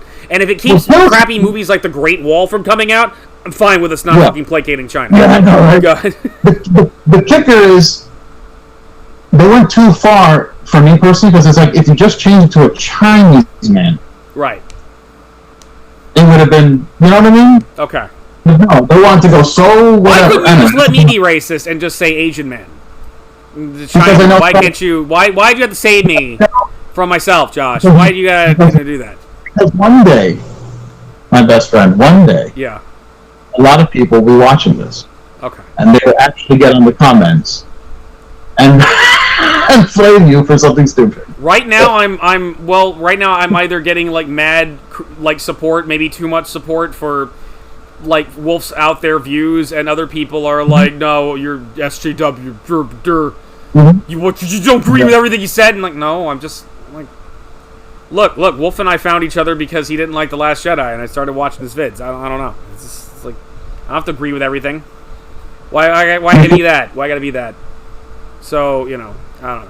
I'm already arguing with people in the comments. Meanwhile, because like Wolf one day in one video was talking about how he called his friend who's black the N-word. Some black dude came out of nowhere and was just like, don't you be saying that! And I had to fucking like write a whole essay, look motherfucker, I just re-uploaded the video. That's why it says mirror. That's why it says mirror at the end of the fucking title, because it's a re-upload. I agree with you. Go fuck yourself. And it doesn't matter. What are you going to do? Are you going to go find me and beat me up when I didn't say it? Still freedom of expression. Is that the code word? Because even I didn't know that mirror... Mirror means it's a mirror. It's a mirror of this is being re-uploaded for whatever reason. Either because it was taken down for copyright. I'm the dumb because I'll speak for the common man, and I didn't know that. The whole reason I started doing stuff like this, which you always made fun of me for, was because I was getting into the abridgers and early Channel Awesome stuff, and they were starting to be taken down for copyright strikes. And then Ben Crichton of Team 4-Star, on his own channel, HBIOK, was like, hey guys, hate it when my videos get taken down? Hey, check out an FLV downloader, and you can start downloading stuff off of YouTube. That's how my career in piracy began. And it's useful because you can archive stuff and preserve. That's fine. I'm not criticizing that. I'm just saying I didn't know that terminology. Yeah. And I feel like I'm not the only one who does. Okay. So I could put re-upload and it would probably be more clear, but that would be changing things and growing as a person, and we can't have that. So yeah. To go back real quick. Super Mario Brothers movie. All right, Bob Hoskins is great. He's great. Hold on. So hold on. What I'm saying is, I'm not trying to be as God damn it. Alan the Alien's awesome. I don't think I actually expressed that. Alan's great. I love Alan. He's so good. I love you so much. Alan's one of my favorites. When you hairy fuck, I love you. I could kiss you, but I'd start gagging and coughing up hairballs. Alan's one of my favorite characters in the comic. I can't wait to see more of him in the show. I know there's tons of him in the show as we progress. What's it called? No, I was trying to say about Mark's mom. I feel so bad for her. Okay, hold on. Sorry. Because I was trying to get my point on this whole Omni-Man thing. Okay. I was just saying that I'm celebrating the changes of the show, most of it anyway. Right. I really do like how they changed the order, because my concern was how long is the season and where do they feel like ending it? And I was like, I think the proper way to end it was Omni-Man versus Invincible, and how we're going to do that, how we're going to stretch that. Because it just, like I said, the reveal of him killing the Guardians happens in this one issue. They don't have a chance. He just boom, boom, boom. The Immortal recognizes him just before he dies, and then we see the reveal of him covered in blood.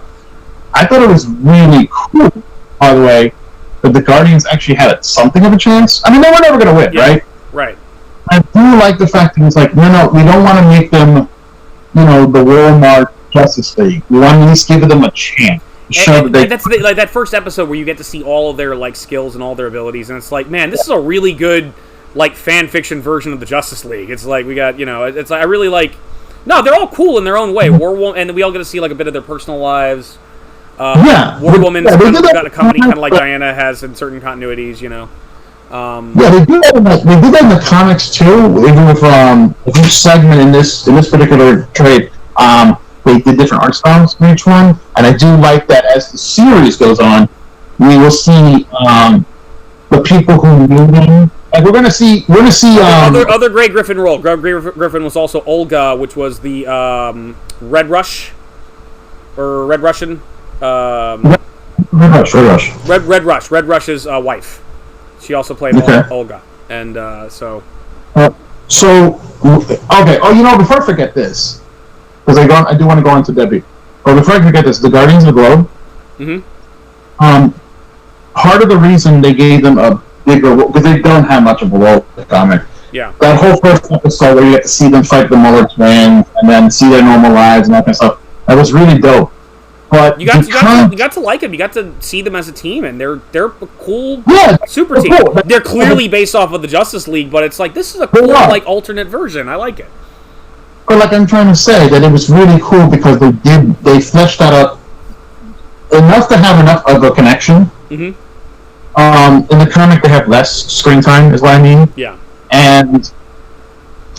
But it was more than that. Like they were like, okay, so when it came to voicing, this mattered to me personally. Yeah. Because I was recognizing some of the voices, some of them I wasn't, but I got to see who they were, and every member of the Guardians of the Globe in this show was voiced by someone who worked on the Walking Dead TV show. Nice. Every single person. And that was actually really, like, again, because Robert Kirkman is close with all of them. Yeah. He's close with all the actors. They all, like, hang out still and everything. So it was like, hey, come to this one. Yeah. And you get to be, you get to be Warrior Woman. You get to be Aquarius. And you get to be Darkwing. And, yeah. But the actor who played Immortal, right, Ross McQuad, was from The Walking Dead, but he got to be the Red Skull in Infinity War and Endgame. Yeah. Okay? Invincible himself is played by Stephen Young. Stephen Young, yeah. Who was Glenn in The Walking Dead. Yeah. So it was that really cool kind of connection. Like, oh, that's really dope that they had these people in this. What's it called? But the whole fact of making it in the first episode did do something that the comic didn't do at all, which is that mystery, that long mystery of who's Omni-Man going to get caught and what's going on with Omni-Man, and this leads me out to Debbie. Yeah. Because this is something the show changed that I personally love. Yeah. You see, the thing is, when you this has to work with television. The fact that you have a cast of characters. Right. In comics, it doesn't matter because they're just characters that can come and go when the writer wants them to. Right. But when you have people on a payroll, you got to give them a job to do. You got to give them a point. So otherwise, they'll leave your show like Denise Crosby did in the first season of Next Generation. First two seasons. Well, not only that, but you're also wasting money. They'll get paid to sit around and do nothing because it's a contract, and it's and while the actress or actor will collect a nice paycheck, the studio will be like, "What are you doing with our money?" Right. Yeah. So, but that being said, they did something for Debbie that I personally really love. I heard nothing but good things about the character in the comic. It's just because of the order of where things are, she doesn't get this chance to shine and show her, I guess, her woman's intuition to a Batman level, to really kind of figure it out and all this. You know, she's not a dummy. She wasn't in the comic. It's just because, again, the order of it didn't allow her to. The moment where Omni-Man kills the Guardians and then goes to tell his son is like a day. Yeah. It's hours at that. You know, it's not the same. Where here, what was it? Weeks, months? Weeks, months, right? a month. It was. Well, I think half a year passes. I want to say. So Debbie is more than in her right to be suspicious about her husband acting suspicious. Yeah, no. It's watching a person. It's watching two people who are very much in love, or at least watching one partner in that person who feels like their marriage is perfect, watching their marriage fall apart, and realize that they didn't quite know this person as well as they thought they did. I want to say this real quick. I still want to go talk about Debbie, but I want to say this real quick, bro. That I think the show does a really good by taking our time with him, Omni-Man, is that he is 100% full of shit. Because here's the thing: is what's cool about him is that he was born and raised in the society. Right. Gotham is his home. Right. This is not like baby Superman that was raised on Earth. No. This is Zod. Yeah. Yeah. It's Zod pretending to be Clark. Yeah, he believes in their he brings the Kool-Aid. He believes in their society. He really thinks that the ends do justify the means. Yeah. But he is so full of shit to say to Mark that Debbie didn't affect him. Right. That he didn't know. No, she got to him. She changed him just like, I'm going to do this. Just like Bulma did Vegeta.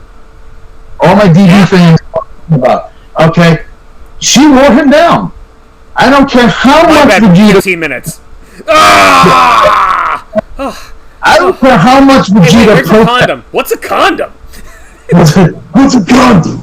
I thought you said you had protection. I'm protected. I'm wearing my armor. Yeah, exactly. But, no, what I'm saying is... what was it? Vegeta, all his protests of saying, "Oh, I don't care about the wife, I don't care about the kid," it's BS. Deep down inside affects him, and eventually he's willing to say it out loud and show it more. While being mind controlled by an evil alien wizard, he fessed up. Yeah. Yeah. Well, it's a similar thing for Omni-Man where this is tearing him apart because now that his son finally reached his powers, he knows I have to be serious. Right. I have to do the thing for my people, but I don't know how to do this because it will fundamentally change what I've done here. I know what I'm supposed to do, but while being kind of like a double agent or whatever, I have fallen for this woman. Right. And he's really trying to rationalize. Here? No? Oh? No. Okay. He's really trying to rationalize the fact that because of their long lifespan as a Ultramite, that her life's not going to. It's the Elven argument, which us D&D players, yeah, fuck the elves, clip their ears. Elves sit in trees all days and fuck each other in the ass. They have gay sex. It's like I'm long lived and you will grow old. You will grow old. What's Elrond's daughter's name? What Arwen? Erwin? What? Arwen. It's been a long time since I saw Lord of the Rings. I'm sorry. Arwen. He will grow old and die, and you will remain young forever. We must go to the Grey Havens. Yeah, and fuck yourself. Whatever. You know what? Angel was with Darla for like 150 years, and a cheerleader is what brought him. It was his one true love. So there you go. And meanwhile, Darla was like his ultimate despair. So whatever. It's bullshit. And as Omni-Man will learn later on, he'll learn that even things so minute that die out so easily, he cares about it. He can go native for the better. So. Yeah, and the thing is, at the stage that we see him in the show, he's rationalizing all this stuff. Yeah. He's trying to make him believe it, and this is what I can't wait for season 2 when we see him again in a different place and how he has different thoughts about what he went through, how he ended things. It was very Star Wars. The more I think about it, it was very Luke, and like Mark didn't realize. Oh, I got to be Luke. I gotta bring my dad back, and it's just like, oh.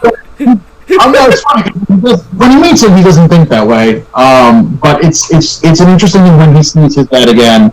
The emotions and what happens, and it's like the turn from the man from Mark seems out of the blue. Yeah.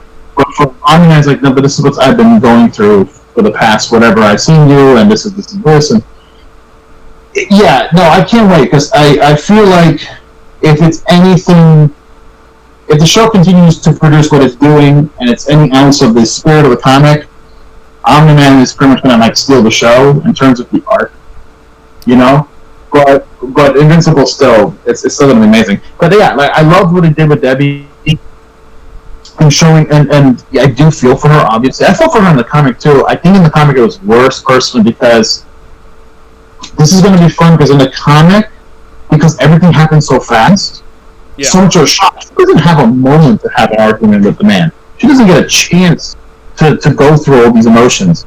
So she gets clinically depressed in the comic. It's really sad, and you're like, oh my god, and she gets out of it, but it's like, oh my gosh.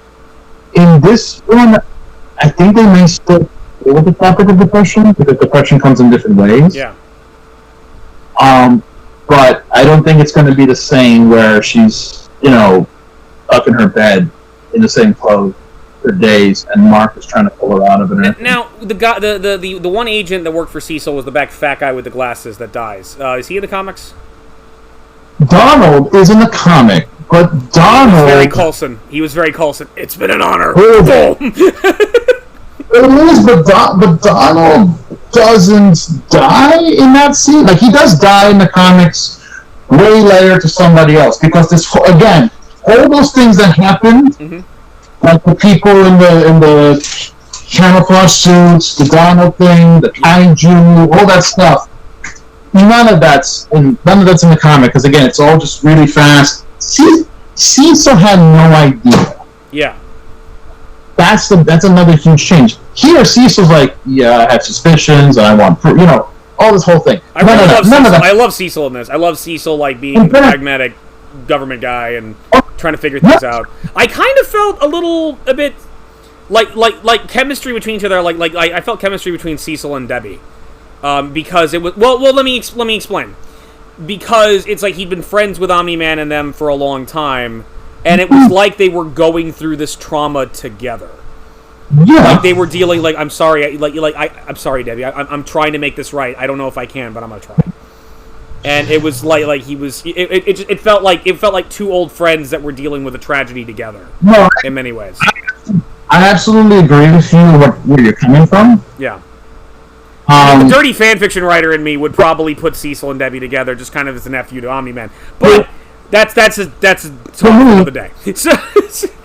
For me, again, based on the evidence that you're presenting, right?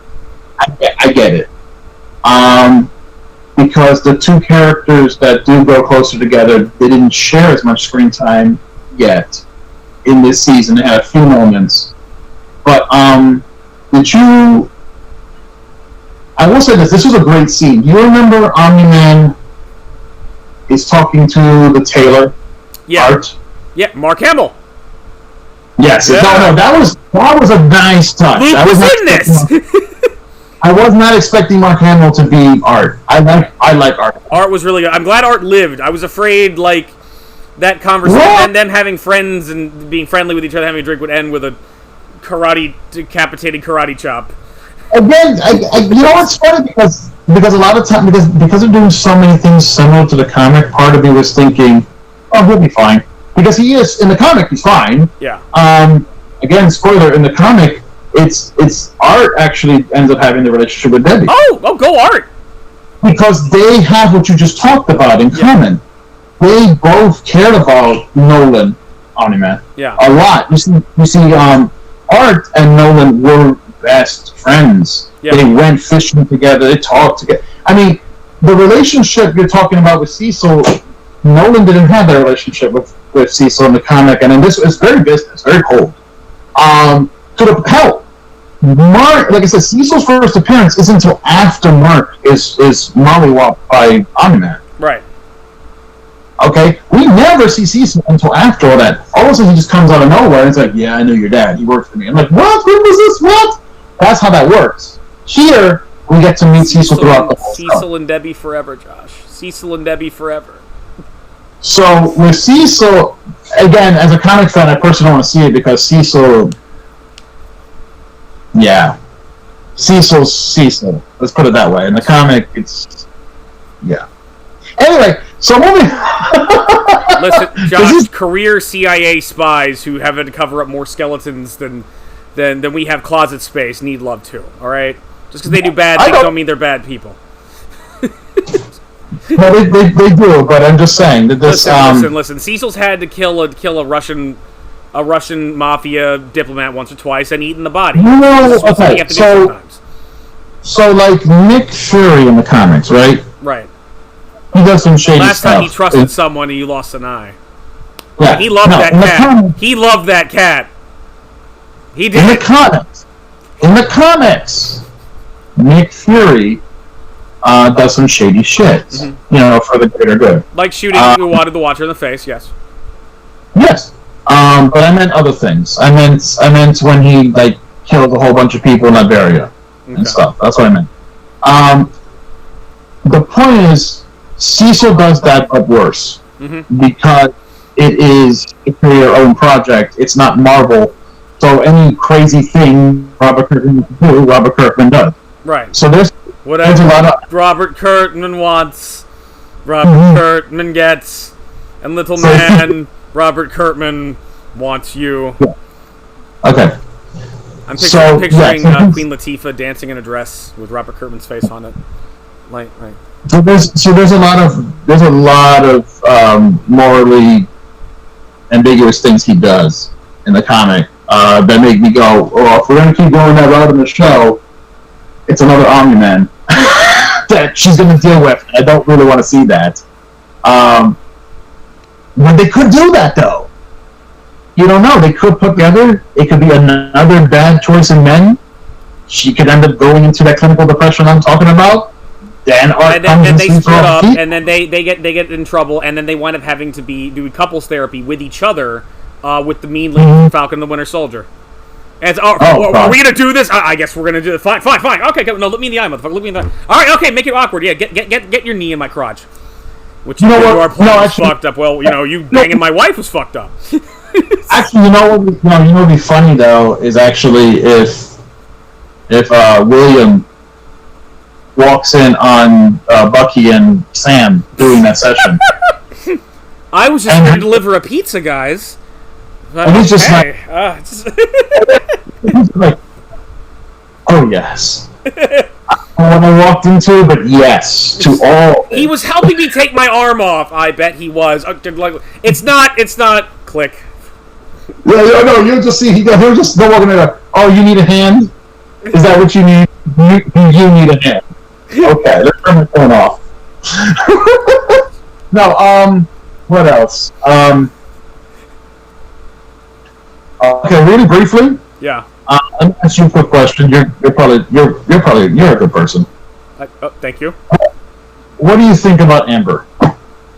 I like Amber a lot. I think Amber's pretty great. And I found it interesting.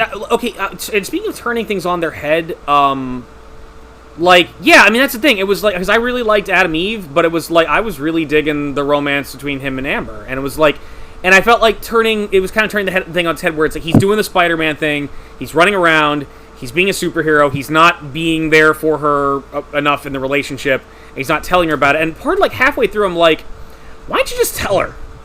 It started making me think of like why like almost the secret identity thing is almost cliche in of itself. It's like it still makes sense when it pops up in not just superhero fiction but any type of like urban fantasy. Like, vampires are real, we can't talk about it, masquerade. Oh, elves are secretly real, and this butter knife is Excalibur. I'm talking about Chasing the Lost. We can't talk about any type of aliens, any type of thing that, like, the normal society would break down if we found out about it. You gotta keep that a secret, maybe even from your loved ones, because they might be put in danger. But at a certain point, I've always admired, back to Robert Downey Jr., I've always admired that, you know what, I'm Iron Man. I'm like, fuck it. You know what? I'm gonna be honest with who I am. Like, it's like, why not just out with it? It might make things easier. Yeah, they could be in harm's way, but like they'd be in harm's way no matter what. It's like, and I liked how she just kind of figured it out. She didn't need anybody to tell her. And it's like, if you think about it, yeah, Invincible just happened to show up when killer cyborgs were attacking, and you couldn't. It's like kind of nice. It's like we've done this before. We've done the Lois Lane being clueless, even though she's an award-winning reporter. We've done this before. It was kind of like I felt like it was good because again the Frank Miller in me is all like, why date a normal person? It's like, well, because the normal person is the type of person you fall in love with, and is the person in the P in person is extraordinary, and it's just like and they stand up. So it's like I really liked that she's this clever, smart woman who can hold her own with him, and it was like. Yeah, so I was like, I was really digging her, and I kind of hope they work it out. It's like, part of me, the fan fiction writer in me does like interesting more for love triangle stuff. But it's like that's the other thing too. Like as a role playing person, I like the idea of different types of characters interacting, not just like but it's kind of hard when you have superheroes because I can throw planets. I've got a knife. I can't do much, but I like the idea of them interacting with each other. It's kind of like. I want Amber on board for these adventures. I want Will there on these adventures, and it was like, yeah, it was. I thought she was really really fun. I liked her. You're holding something. You're doing something. What are you up to? What are you up to? What are you going to accuse me of? Okay, so first off, not all, but a lot of the internet can't stand her, and I'm kind of there. Okay. Interesting. Oh my god. Oh, I just paused myself. By accident. Oh my god. So, are you telling me she's Monica from Yellowstone? And I'm having the reverse reaction. Okay, way back when I was trying to watch Yellowstone for this fucking show, the internet, word on the street, the internet is they hate Monica. They hate Batman son, wife. And meanwhile, I hate Beth because Beth is like just a walking pile of alcohol and bile. who screams filth at everybody for no good reason. And it's like, but people hate Monica, especially season 2, because how whiny and obnoxious she is. And it's like, I don't know. I think maybe it's just because I'm a simple creature and I thought she was hot. But it's like, she seemed like a fun, interesting person to hang out with. And it's like, as much as I agree with Frank Miller about, you know, Daredevil and Elektra banging on rooftops and how sexy that is, it's like, yeah, but, you know, I mean, you don't always have to date a superhero. You don't always have to, like, if the character's compelling, the character's compelling. And I found Amber compelling. I thought she was a great girl to fall in love with and go on an adventure with. So I'm digging Amber. All right, go ahead and tell me how wrong I am and how much you hate her. I am shocked. I am shocked at this, but go ahead. Okay, so Amber is another one of those major changes they did in the show. Okay. All right. This is another one where, like, we got to change the typical superhero girlfriend trope of just save me and be pretty, because that is what she was like in the comic. Yeah. Aside from the fact that she was white, she was nice, but she was essentially like Kirsten Dunst's Mary Jane. It was like, be pretty, be saved. That's about it. I am as offended as Kirsten Dunst is by your comment right now. It's like, you know what? Kirsten Dunst said we did the best Spider-Man movies, and you know what? Right in this minute, I agree with her. Maybe not tomorrow, but right now, I'm offended. Kirsten Dunst has, on record, admitted that Mary Jane more. Okay? So don't even. Whatever. And she's Kirsten more... Dunst, I love you. I love your Mary Jane. You're great. You're awesome. No. Kirsten Dunst is awesome. We're only allowed to bash Rob Liefeld and Ethan Van Sciver on this podcast, Josh. We're not allowed to. We're not allowed to slander Kirsten Dunst. I will not have this. I'm not slandering Kirsten Dunst. I'm slandering the character, because the character was a weak version of Mary Jane. Flat up. Okay. That's it.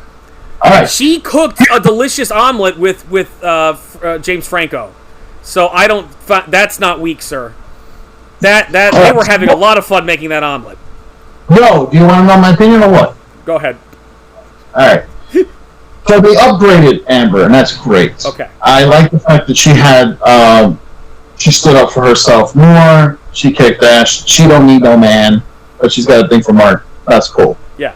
I'm with her when she's getting tired of his lame excuses and the whole thing about, secret identity. Yeah, I know. It happened in the comic too. It's a typical thing, and it was cool that they kind of played her in the head, because in the comic, he eventually doesn't know her.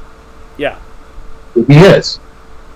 Now in the comic, she didn't figure it out, and so she is like, and she's willing to give him more of a chance at this point. Granted, the whole skipping out and lying on her, there was less of it than in the show. They added even more. The whole scene with going to the college, Amber's not there in the comic. Yeah. That scene happens even before Amber even knows he exists.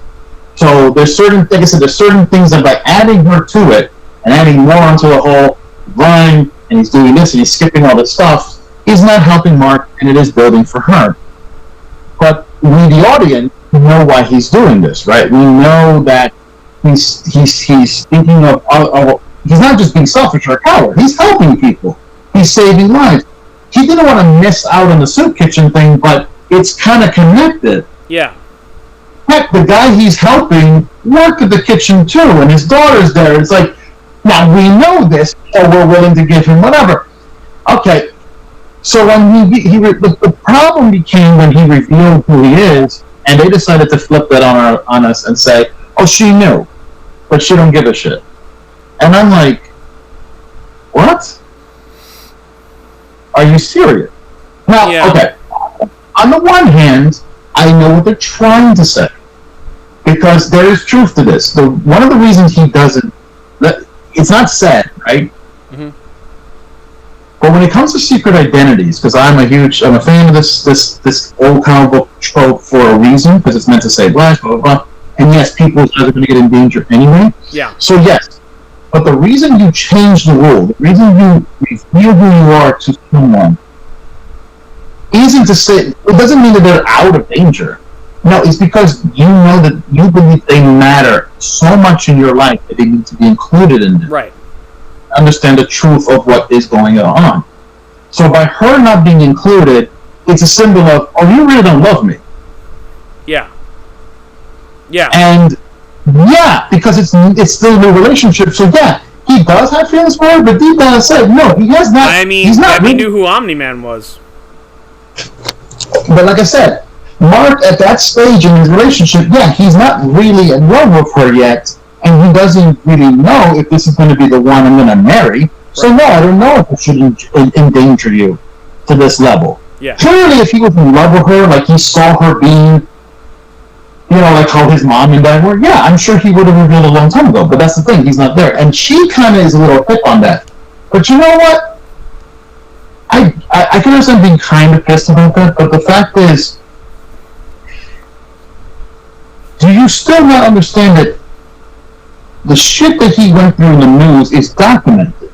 Yeah. Which means you've seen the things he's done, the amount of sacrifice he put on his body and everything, and it's clearly not because he doesn't care about you. Yeah.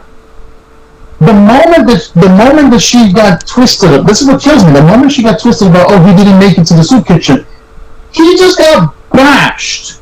He got bodied by Battle Beast. His freaking insides went out like confetti. Yeah. He went hospitalized. Oh, I'm sorry I didn't make it to the soup kitchen. Are you serious? So what you're saying is you support me in my idea that we should ship him and Adam Eve together, and Adam Eve and him should have lots of sex. Well, first off, this filthy to Shinji about it. Thank you. Good. I'm gonna get started. This makes me when you keep bringing it up, makes me kind of laugh because I'm like, him and Adam Eve were meant to be together always in the show. It's a given. Okay, from the comics. So I'm like, oh, ship them. Oh, you kids, because you're only watching the show, But it's like, even with the comic. You want me to read the comic, Josh? Really? Reading? How absurdly bourgeois. With the comic, they do dance around the tropes of, that this is the couple that's going to get together, but they cock tease it. Yeah. Or at least they do it in a way that is very interesting and entertaining with a little super crap and mixed in with the melodrama. And even when they do get together, it's not easy. Yeah. They still deal with relationship problems as well as superhero relationship problems. So it's really cool. But they go through all those similar tropes that had been done in comics before Invincible was created. Again, it's taking all the elements done in things like Spider-Man or Superman and blending them together. Right. And doing it, taking the wheel and doing something new with it. And they're doing that in this show too. But with Amber, it's the moment where I was like, I know, God bless you guys, showrunners, but I know what you're trying to do. But this is not that. She got over it after he got his ass beat by Omni-Man. Yeah, she got over. I feel like she's like, all right, I'm sorry. Come here. I'm glad you're alive. Because that's the problem. The problem is if she's seen it, she would shut the F up. Right. Because again, she's seeing it from a point of view of, oh, you're late, you're a superhero, but it's like, Chica, if you say the effing news, it's not that he's late. He's not just playing tic-tac-toe with a rhino. I mean, he's hospitalized. There was, that time that a friend of ours, a bunch of cyborgs, tried to kill us at the college campus, and I was right there, and I saved you from it. And that's what kills me. He saved her from the. So in other words, because she bawled him out in public. Yeah. About running away, but bitch, you knew he was. Was that theater? Think about it. She doesn't know that she knows. So what you're saying is he should do a rock-like song and just like throw it in her face later and just be like, "What can I say? But hey, you're welcome."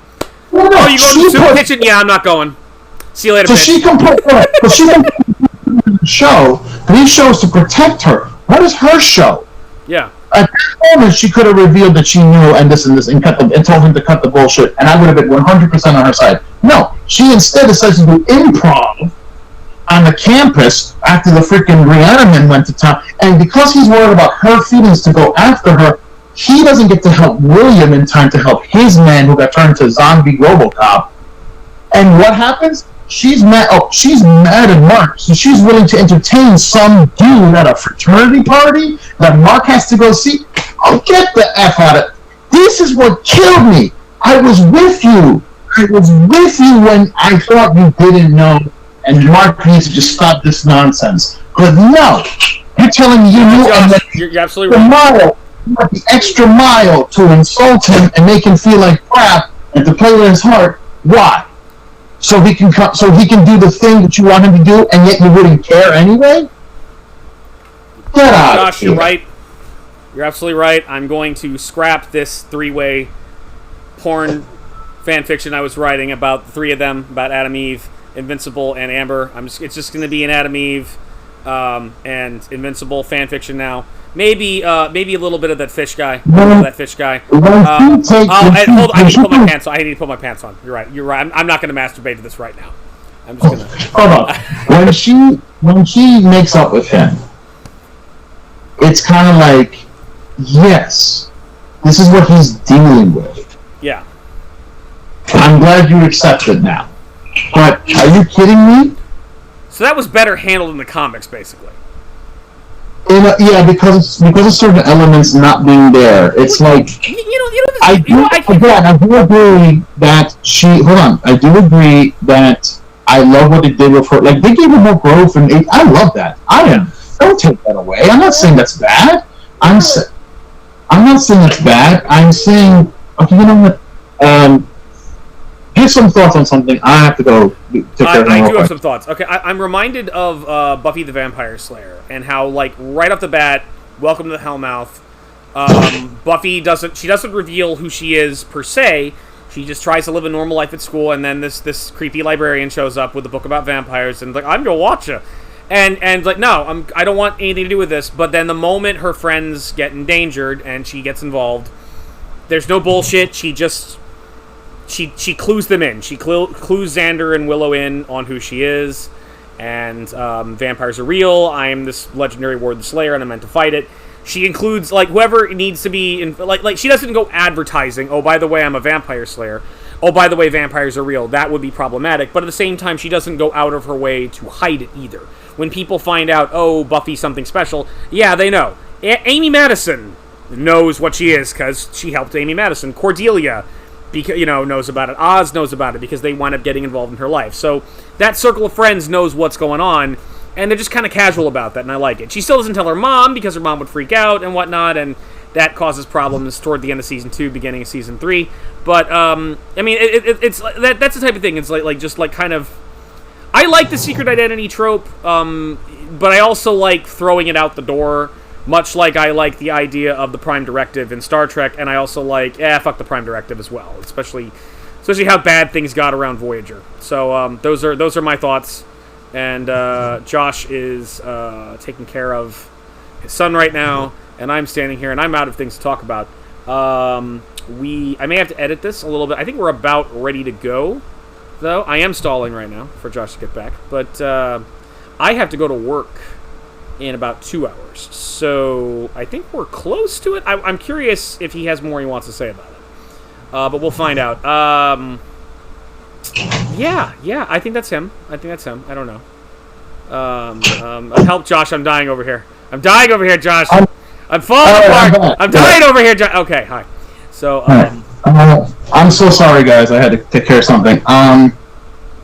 What the news? See, I was talking about how it made me think of Buffy, and like how Buffy handled her secret identity in the show. Whereas it's like it was never like she didn't talk about it initially. She came to Sunnydale. I don't want to fight vampires anymore. No, I'm not going to talk about it. Tried to live a normal life, and then when vampires started attacking her friends, it's like there's no bullshit. All right, Xander, Willow, vampires are real. I am a person who fights vampires, and it's like it's never like she never like spread like it was never. It was still secret in the sense that she didn't go around announcing it. She didn't around like trying to tell authorities vampires are real and things like that. But like anytime she helped someone, or it became apparent, it was just like, yeah, but Amy Madison knows. Why? She helped her. Oz knows. She helped Oz. Cordelia knows now because she got involved multiple times. And she didn't tell her mom because her mom wouldn't have been able to handle it, and that caused problems at the end of Season 2 and beginning of Season 3. But I like the idea of a secret identity, but not all the time. It's kind of like how I feel about the Prime Directive in Star Trek. I like it, but not all the time. That's why I liked Farscape and Star Wars so much, where it's just like, yeah, fuck the Prime Directive. Let's just go to primitive planets and just do crazy shit. You know what? I agree with you, and because it's an old cliche, I do like when they change it and they flip it on its head or they move things around how it works. William, for example, is someone who does learn his secret identity, not just in the show, but in the comic. Yeah. It happened earlier in the show, and I'm trying to remember if it's an accident or he actually just straight up tells him. He looked at him and realized and made the connection. Which, again, flipping it on its head, because Superman is the classic, where it's just like, I'm Clark Kent, I'm Superman, I'm Clark Kent. It's glasses. It's glasses. I'm talking about the comic. Okay. In the comic, you doesn't just see his face and just... No, in the comic it's different. But in the comic, it's one of those things Mark kind of regrets. Because the first freaking thing he tells him... And they make that joke in the show. Yeah. The first thing he goes, oh my god, you need to take me flying. Yeah. In the show, he's like, I'm not doing that. For comic fans, that was like an in joke. But in the comic, he does take him flying. Yeah. He's holding him like this, or he's riding his back, and he's like, and Mark is like, oh, this is so gay. That's the thing. Yeah. That's what I mean, like times have changed because they had to. Okay, but he does carry him, and you know what? In the comic, William actually dates Adam Eve. Yeah. Okay. Okay, and he discovers she's who she is, and he does the same thing. Take me flying, and she flies him like a freaking girl, and she's like, that's oh my god, that's just his fetish. That's just his kink. Yeah, it is. He's one of those. He's totally in that sex club that the supers have and the boys. He's just fucking on in midair. He's getting a blowjob from Ezekiel. It's just But the thing is, he's super excited, and at so many times he almost spilled the beans out loud that Adam Eve is this, and that Mark is invincible, and all this kind of stuff. And it's like, and this is all before Amber. So in the comic, it's almost like Mark's going, oh my god, I need to be really careful who I tell, because this twat is almost giving away my secret every minute. And it's... Live action casting, William should be Tom Holland. Yes! Yes! Yes! Okay. Yeah, I get the joke, the spoiler thing. But yeah, that's the thing. If I remember correctly, it's kind of one of the reasons why he's hesitant to tell Amber in the comic, because he already told his best friend, who is doing a terrible job. Mm-hmm. Because he almost rats it out to anybody. It's like he's constantly Mark is paranoid, going, oh my god, if you just like look at William in a flirty way, he'll tell you my secret identity. So, oh my god. So that's part of the reason. And if they did something like that in this show, it's like being in front of Jonathan Archer and being in hostile territory. It's like, hey, dude, tell these guys I'm an ISIS agent. Tell these ladies I'm an ISIS agent. Like, click, click, click. So you go to this lame ISIS picnic next week? Click, click, click. It's like if they did that in this show to some degree, where he would have learned and he almost constantly gave it up because of excitement. Yeah. Then it would have been a reason for Mark to be more selective. Right. But anyway, no, that's my personal thing. Now, I do not, let me say this real quickly, I do not hate Amber. Because the internet hates Amber. And it is for the reason I'm talking about. It is that moment. No, hold on. Josh, I need to talk to the internet for a minute. You hate Amber, but you love Beth from Yellowstone. Fuck you. Fuck you. Don't defend them. Don't defend. Fuck you. No, shush. You know where I'm going with this. I would love to know if the people who are hating Amber actually watch Yellowstone, because Probably not. So I went out to dinner with my sister a couple days ago, and I was trying to cheekily Yellowstone gets good in the season 2, right? Oh no, it's really good all the way through. I really like the shows. Oh. Yeah, and I'm trying to not hurt my sister's feelings. It's like, I mostly just complained about Casey being Batman and running around shooting people. My sister can't handle the violence, so it's like she wouldn't be able to watch Invincible at all. But and that's like the one problem she has with Yellowstone is how violent it gets, and it's just like, yes, it's violent, but for no reason. Son, we gotta go back and talk to your wife. Hold on, there's a van out here. Let me check it out. Chink. Oh, a rape situation. I'm Batman. That's Yellowstone. So, yeah. I don't know. Whoever's watching this, I'm just gonna blame you for everything the internet has decided. Amber sucks apparently, and Beth's is great, and like whatever. Do we have anything else, sir? Yeah. No. Well, a while back, I was trying to ask you, what do you think of the animation itself? It's really good. Or the music? Oh, you said really good. I mean, you want me to get? Look. I'm not one of those guys who's super technical. I admire people like Phalis and whatnot, or a lot of other content creators who are very into the technical aspects of things. I've never been that good at that. I mean, this is a show where I don't edit. I mean, it's like, this is. I'm not that good at these things. So I mean, it's beautiful. It's the animation's beautiful. The music's really good. The music, there's a lot of just songs crop. It feels like The Boys or some or other like live action series where you have really good music pop up. What I like about the show, I mean, because the music does. Sometimes the soundtrack is orchestra, and sometimes the soundtrack is like contemporary songs, right, and stuff. But between that and the animation, it gives me great like DCAU vibes, or the stuff that they produce on their DVDs. Yeah, but like really pumped up. I think I love the integration of the CG with the 2D animation. First of all, I just go crazy for the fact that I still get anytime I see 2D animation, I'm like, yes, thank God, because I'm always afraid of it dying out for good, and I don't. I want 2D animation to exist with 3D animation. I don't even want one or the other dominating. I want them to both be there. I feel like I could deal without 3D to some degree. It's like, I mean, well. Clone Wars and a lot of the new Star Wars stuff is growing on me and things like that. So no. There's a lot of really great shows that honestly do have that use CG animation. Yes, like Paw Patrol. I hear that song in my nightmares, Joshua. I hear it in my nightmares. Dream laughs at me.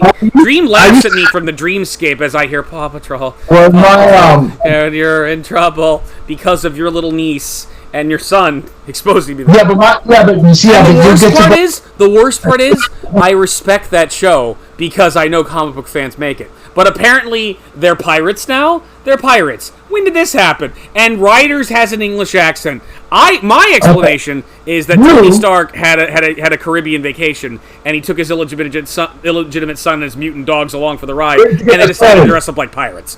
So, where'd you get that story? Oh, tell the story, Josh. Tell me the story. So what's the secret origin of Paw Patrol, Josh? Okay, so I have a son who is now 8, but when he was very young, was obsessed with Paw Patrol. Yeah. Which meant I had to watch Paw Patrol every once in a while. Mm-hmm. And I just started coming up with stories. And my thing is, again, this is a comic show, and I was like, okay, this kid looks like, a bastard child of Tony Stark, because come on. I don't know why in the comics I don't know why in the comics they never revealed that he had children floating around. Yeah. Well, I mean, it's Tony Stark. I mean, some of his swimmers are going to get through the blockade. Yeah. One of the films should have been one of the times that he and like Emma Frost fooled around. So yeah, I don't care what comedic relationship he may be in right now. The point is he had a past. Yes. And in that past, I'm sure he didn't care about protection. Yeah. He didn't. It took him a while to become Iron Man, if you will. Exactly. Before he started wearing the suit. Yeah. So what I'm saying is, I joked and I said, "Oh, this kid kind of looks a little like Robert Downey Jr. too. So what if Ryder is one of his bastard children that he discovers one day? Yeah. And it's like, well, I can't raise a kid for shit, but I can give them money. Yeah. My first superpower." And he just loads this kid with money, gives him a freaking lighthouse headquarters. The kid happens to just look. The kid takes after him, and he's really smart, really technically proficient. Smart. Yeah. He's smart. He's savvy with the technology that he's given to him, and he has this love of animals. He just loves dogs, and he starts collecting them and thinking he can do good for the world, like his dad, by creating an Avengers out of pets. Yeah. And I even personally, I mean, the story in the cartoon makes no sense. Like dogs seem to be the only animals that talk. There's cats. There's evil cats that talk too. There's an evil cat later on. Okay, but in like the first few seasons, it was just the damn dogs, right? Yeah. Even I was like, oh, so maybe he does. But there's also regular. There's like regular animals that don't talk. It's just the pups. Yeah. Yeah. No, so no, the pups are the pup. Yeah. No, he got some the genetically engineered puppies. No, their flea shot is actually nanites. Yeah. That make them talk. Much nanites like and mutant growth hormone. Nanites and mutant growth hormone. Like no. Listen to me. Yeah. The nanites are in the body like the translator microbes from Farscape. So it allows. You know what happens when you don't cut me off? So that's what happens here, and he's able to communicate with other people. But this is what I came up with, and you stole. So now you're like taking it with the pirate thing. Which yes, I have not been watching the show because my son grew out of it, and I was like, out. Meanwhile, his niece, who is John Prophecy's daughter, watches it all the time, and I love her, and I hang out with her, so I have to Paw Patrol, whatever. This weekend, actually, that's funny because this weekend I finally got rid of all of his Paw Patrol toys. I donated them or threw them in the trash or something. Okay. And I mean, if we were close to her, I would just give them to my niece, but she lives in Florida and I live in Virginia. Yeah. So what I'm saying here is that yes, dude, you get to go home though. Yeah. Like that song was constantly played. Yeah. I even had. I think he has a DVD I bought him of the show. So, so God forbid, if the cable went away, we still had a DVD full of episodes. And I remember these characters. I remember the dumb mare going after her freaking chicken, Chicolato, Chicolato, and all this nonsense. And those are the most lovable supporting characters. Wait. There's this one dude. I can't remember his name now. He's the guy with the glasses and the red beanie who always talks in like alliteration. Yeah. Like pondiferous pondering, pups and pow. He's always, and then he's eating what is it? Seal jerky? No, octopus jerky, some jerky, and he has a freaking Rose and Wally.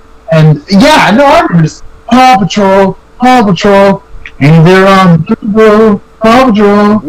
We'll solve your first world problem.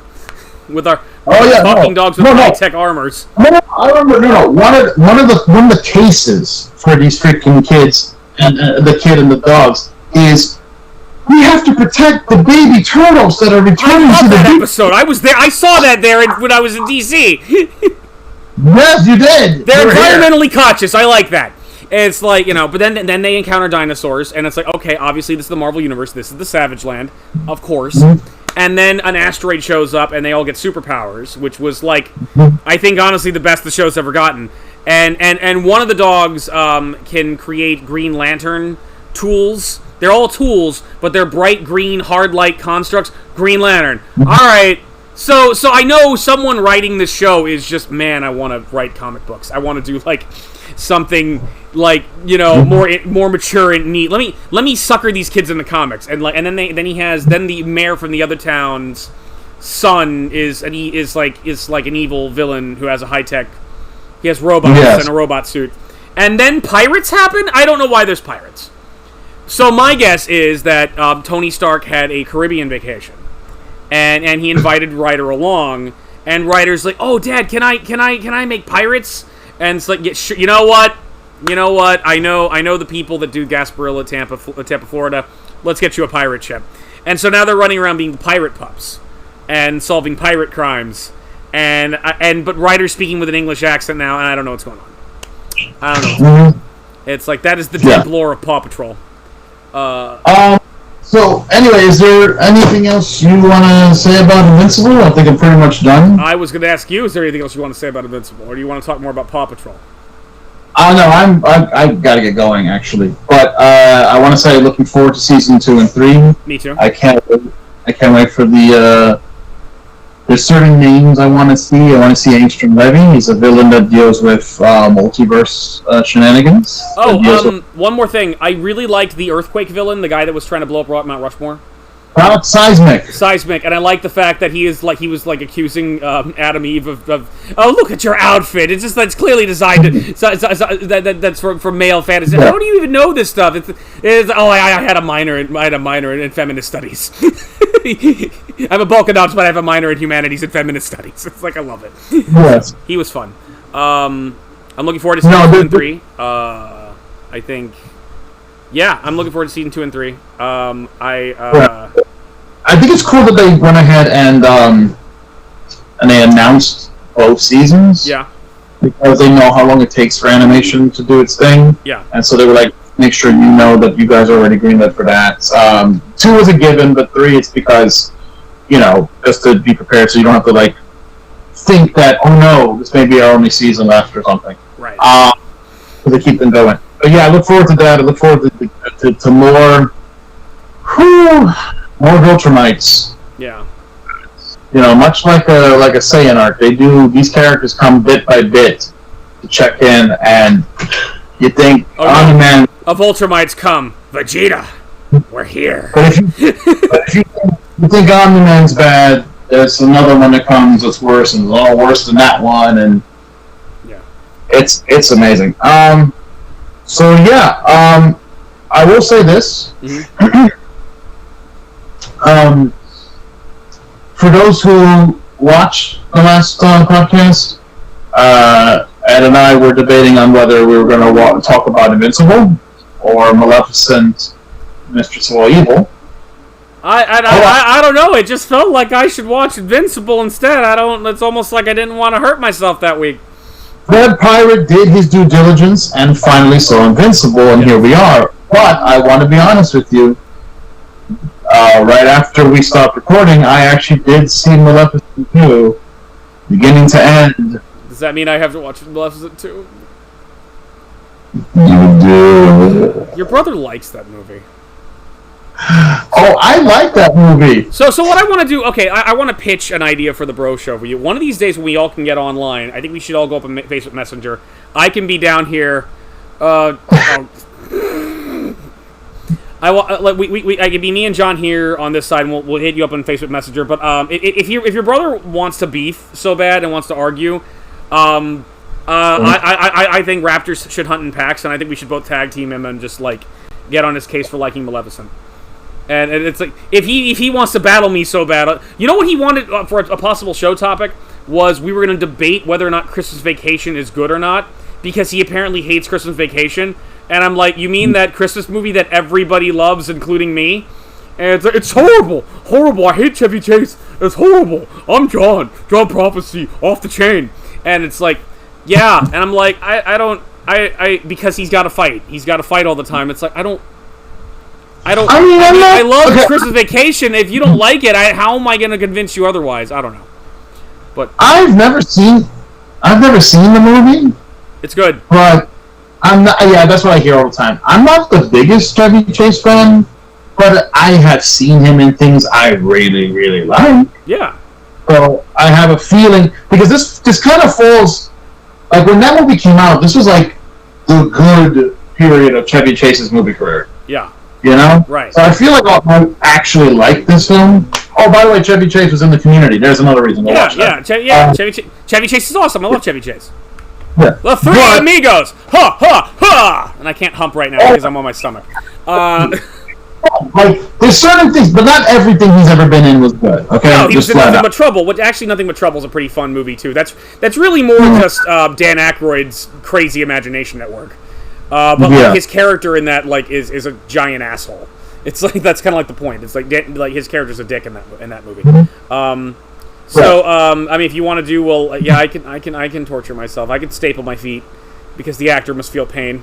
That's a Lex reference. That's another thing I like. That was like, it started, for me, I will say that, I'm not going to go into too many details, but for me, that movie did start as a Hurt movie, but then it ended as a Mystery Science Theater 2000 movie. It's like... Well, I hope so. I mean, because... I mean, for me personally, because I think the movie goes off the rails to the point that it's... Because the first one, for me, is, like, it's very frustrating, because it's like, there's good ideas here, why didn't you guys just make an original movie? And even John said it, because I wouldn't have watched that movie. It's like, yeah, exactly, that makes me sad. You know, this could have been a really good movie, but you won't watch it because there's no name recognition. And it's like, it's like a slap in the face of the original, yet Disney doesn't care because they're making money.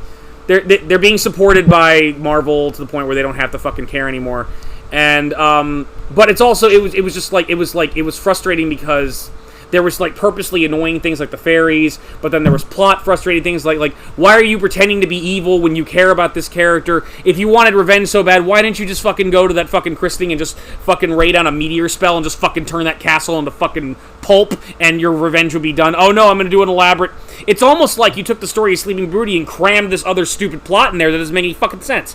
So it's like, I hope I could get a point where I'm like laughing about penis hair out of Maleficent 2. But if you want to do that, I can torture myself with that.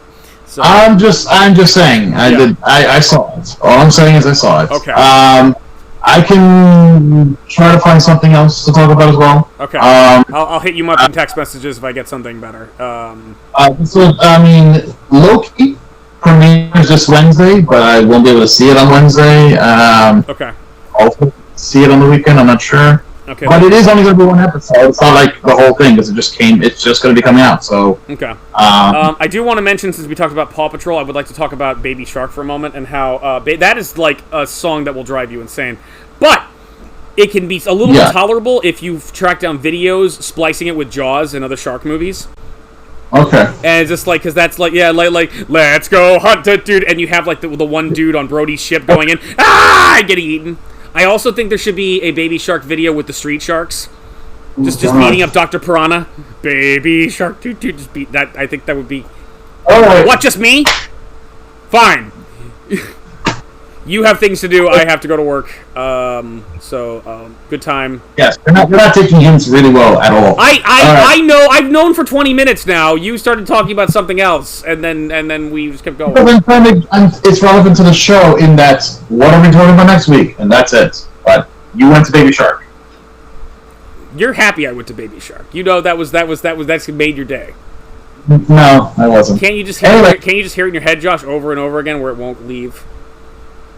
Starkillers Josh is signing out. You want to hang out with the Dreadpirate? Go on ahead. Okay. I'm turning off the show. See you next week, where we torture ourselves with Maleficent 2. Catch y'all later.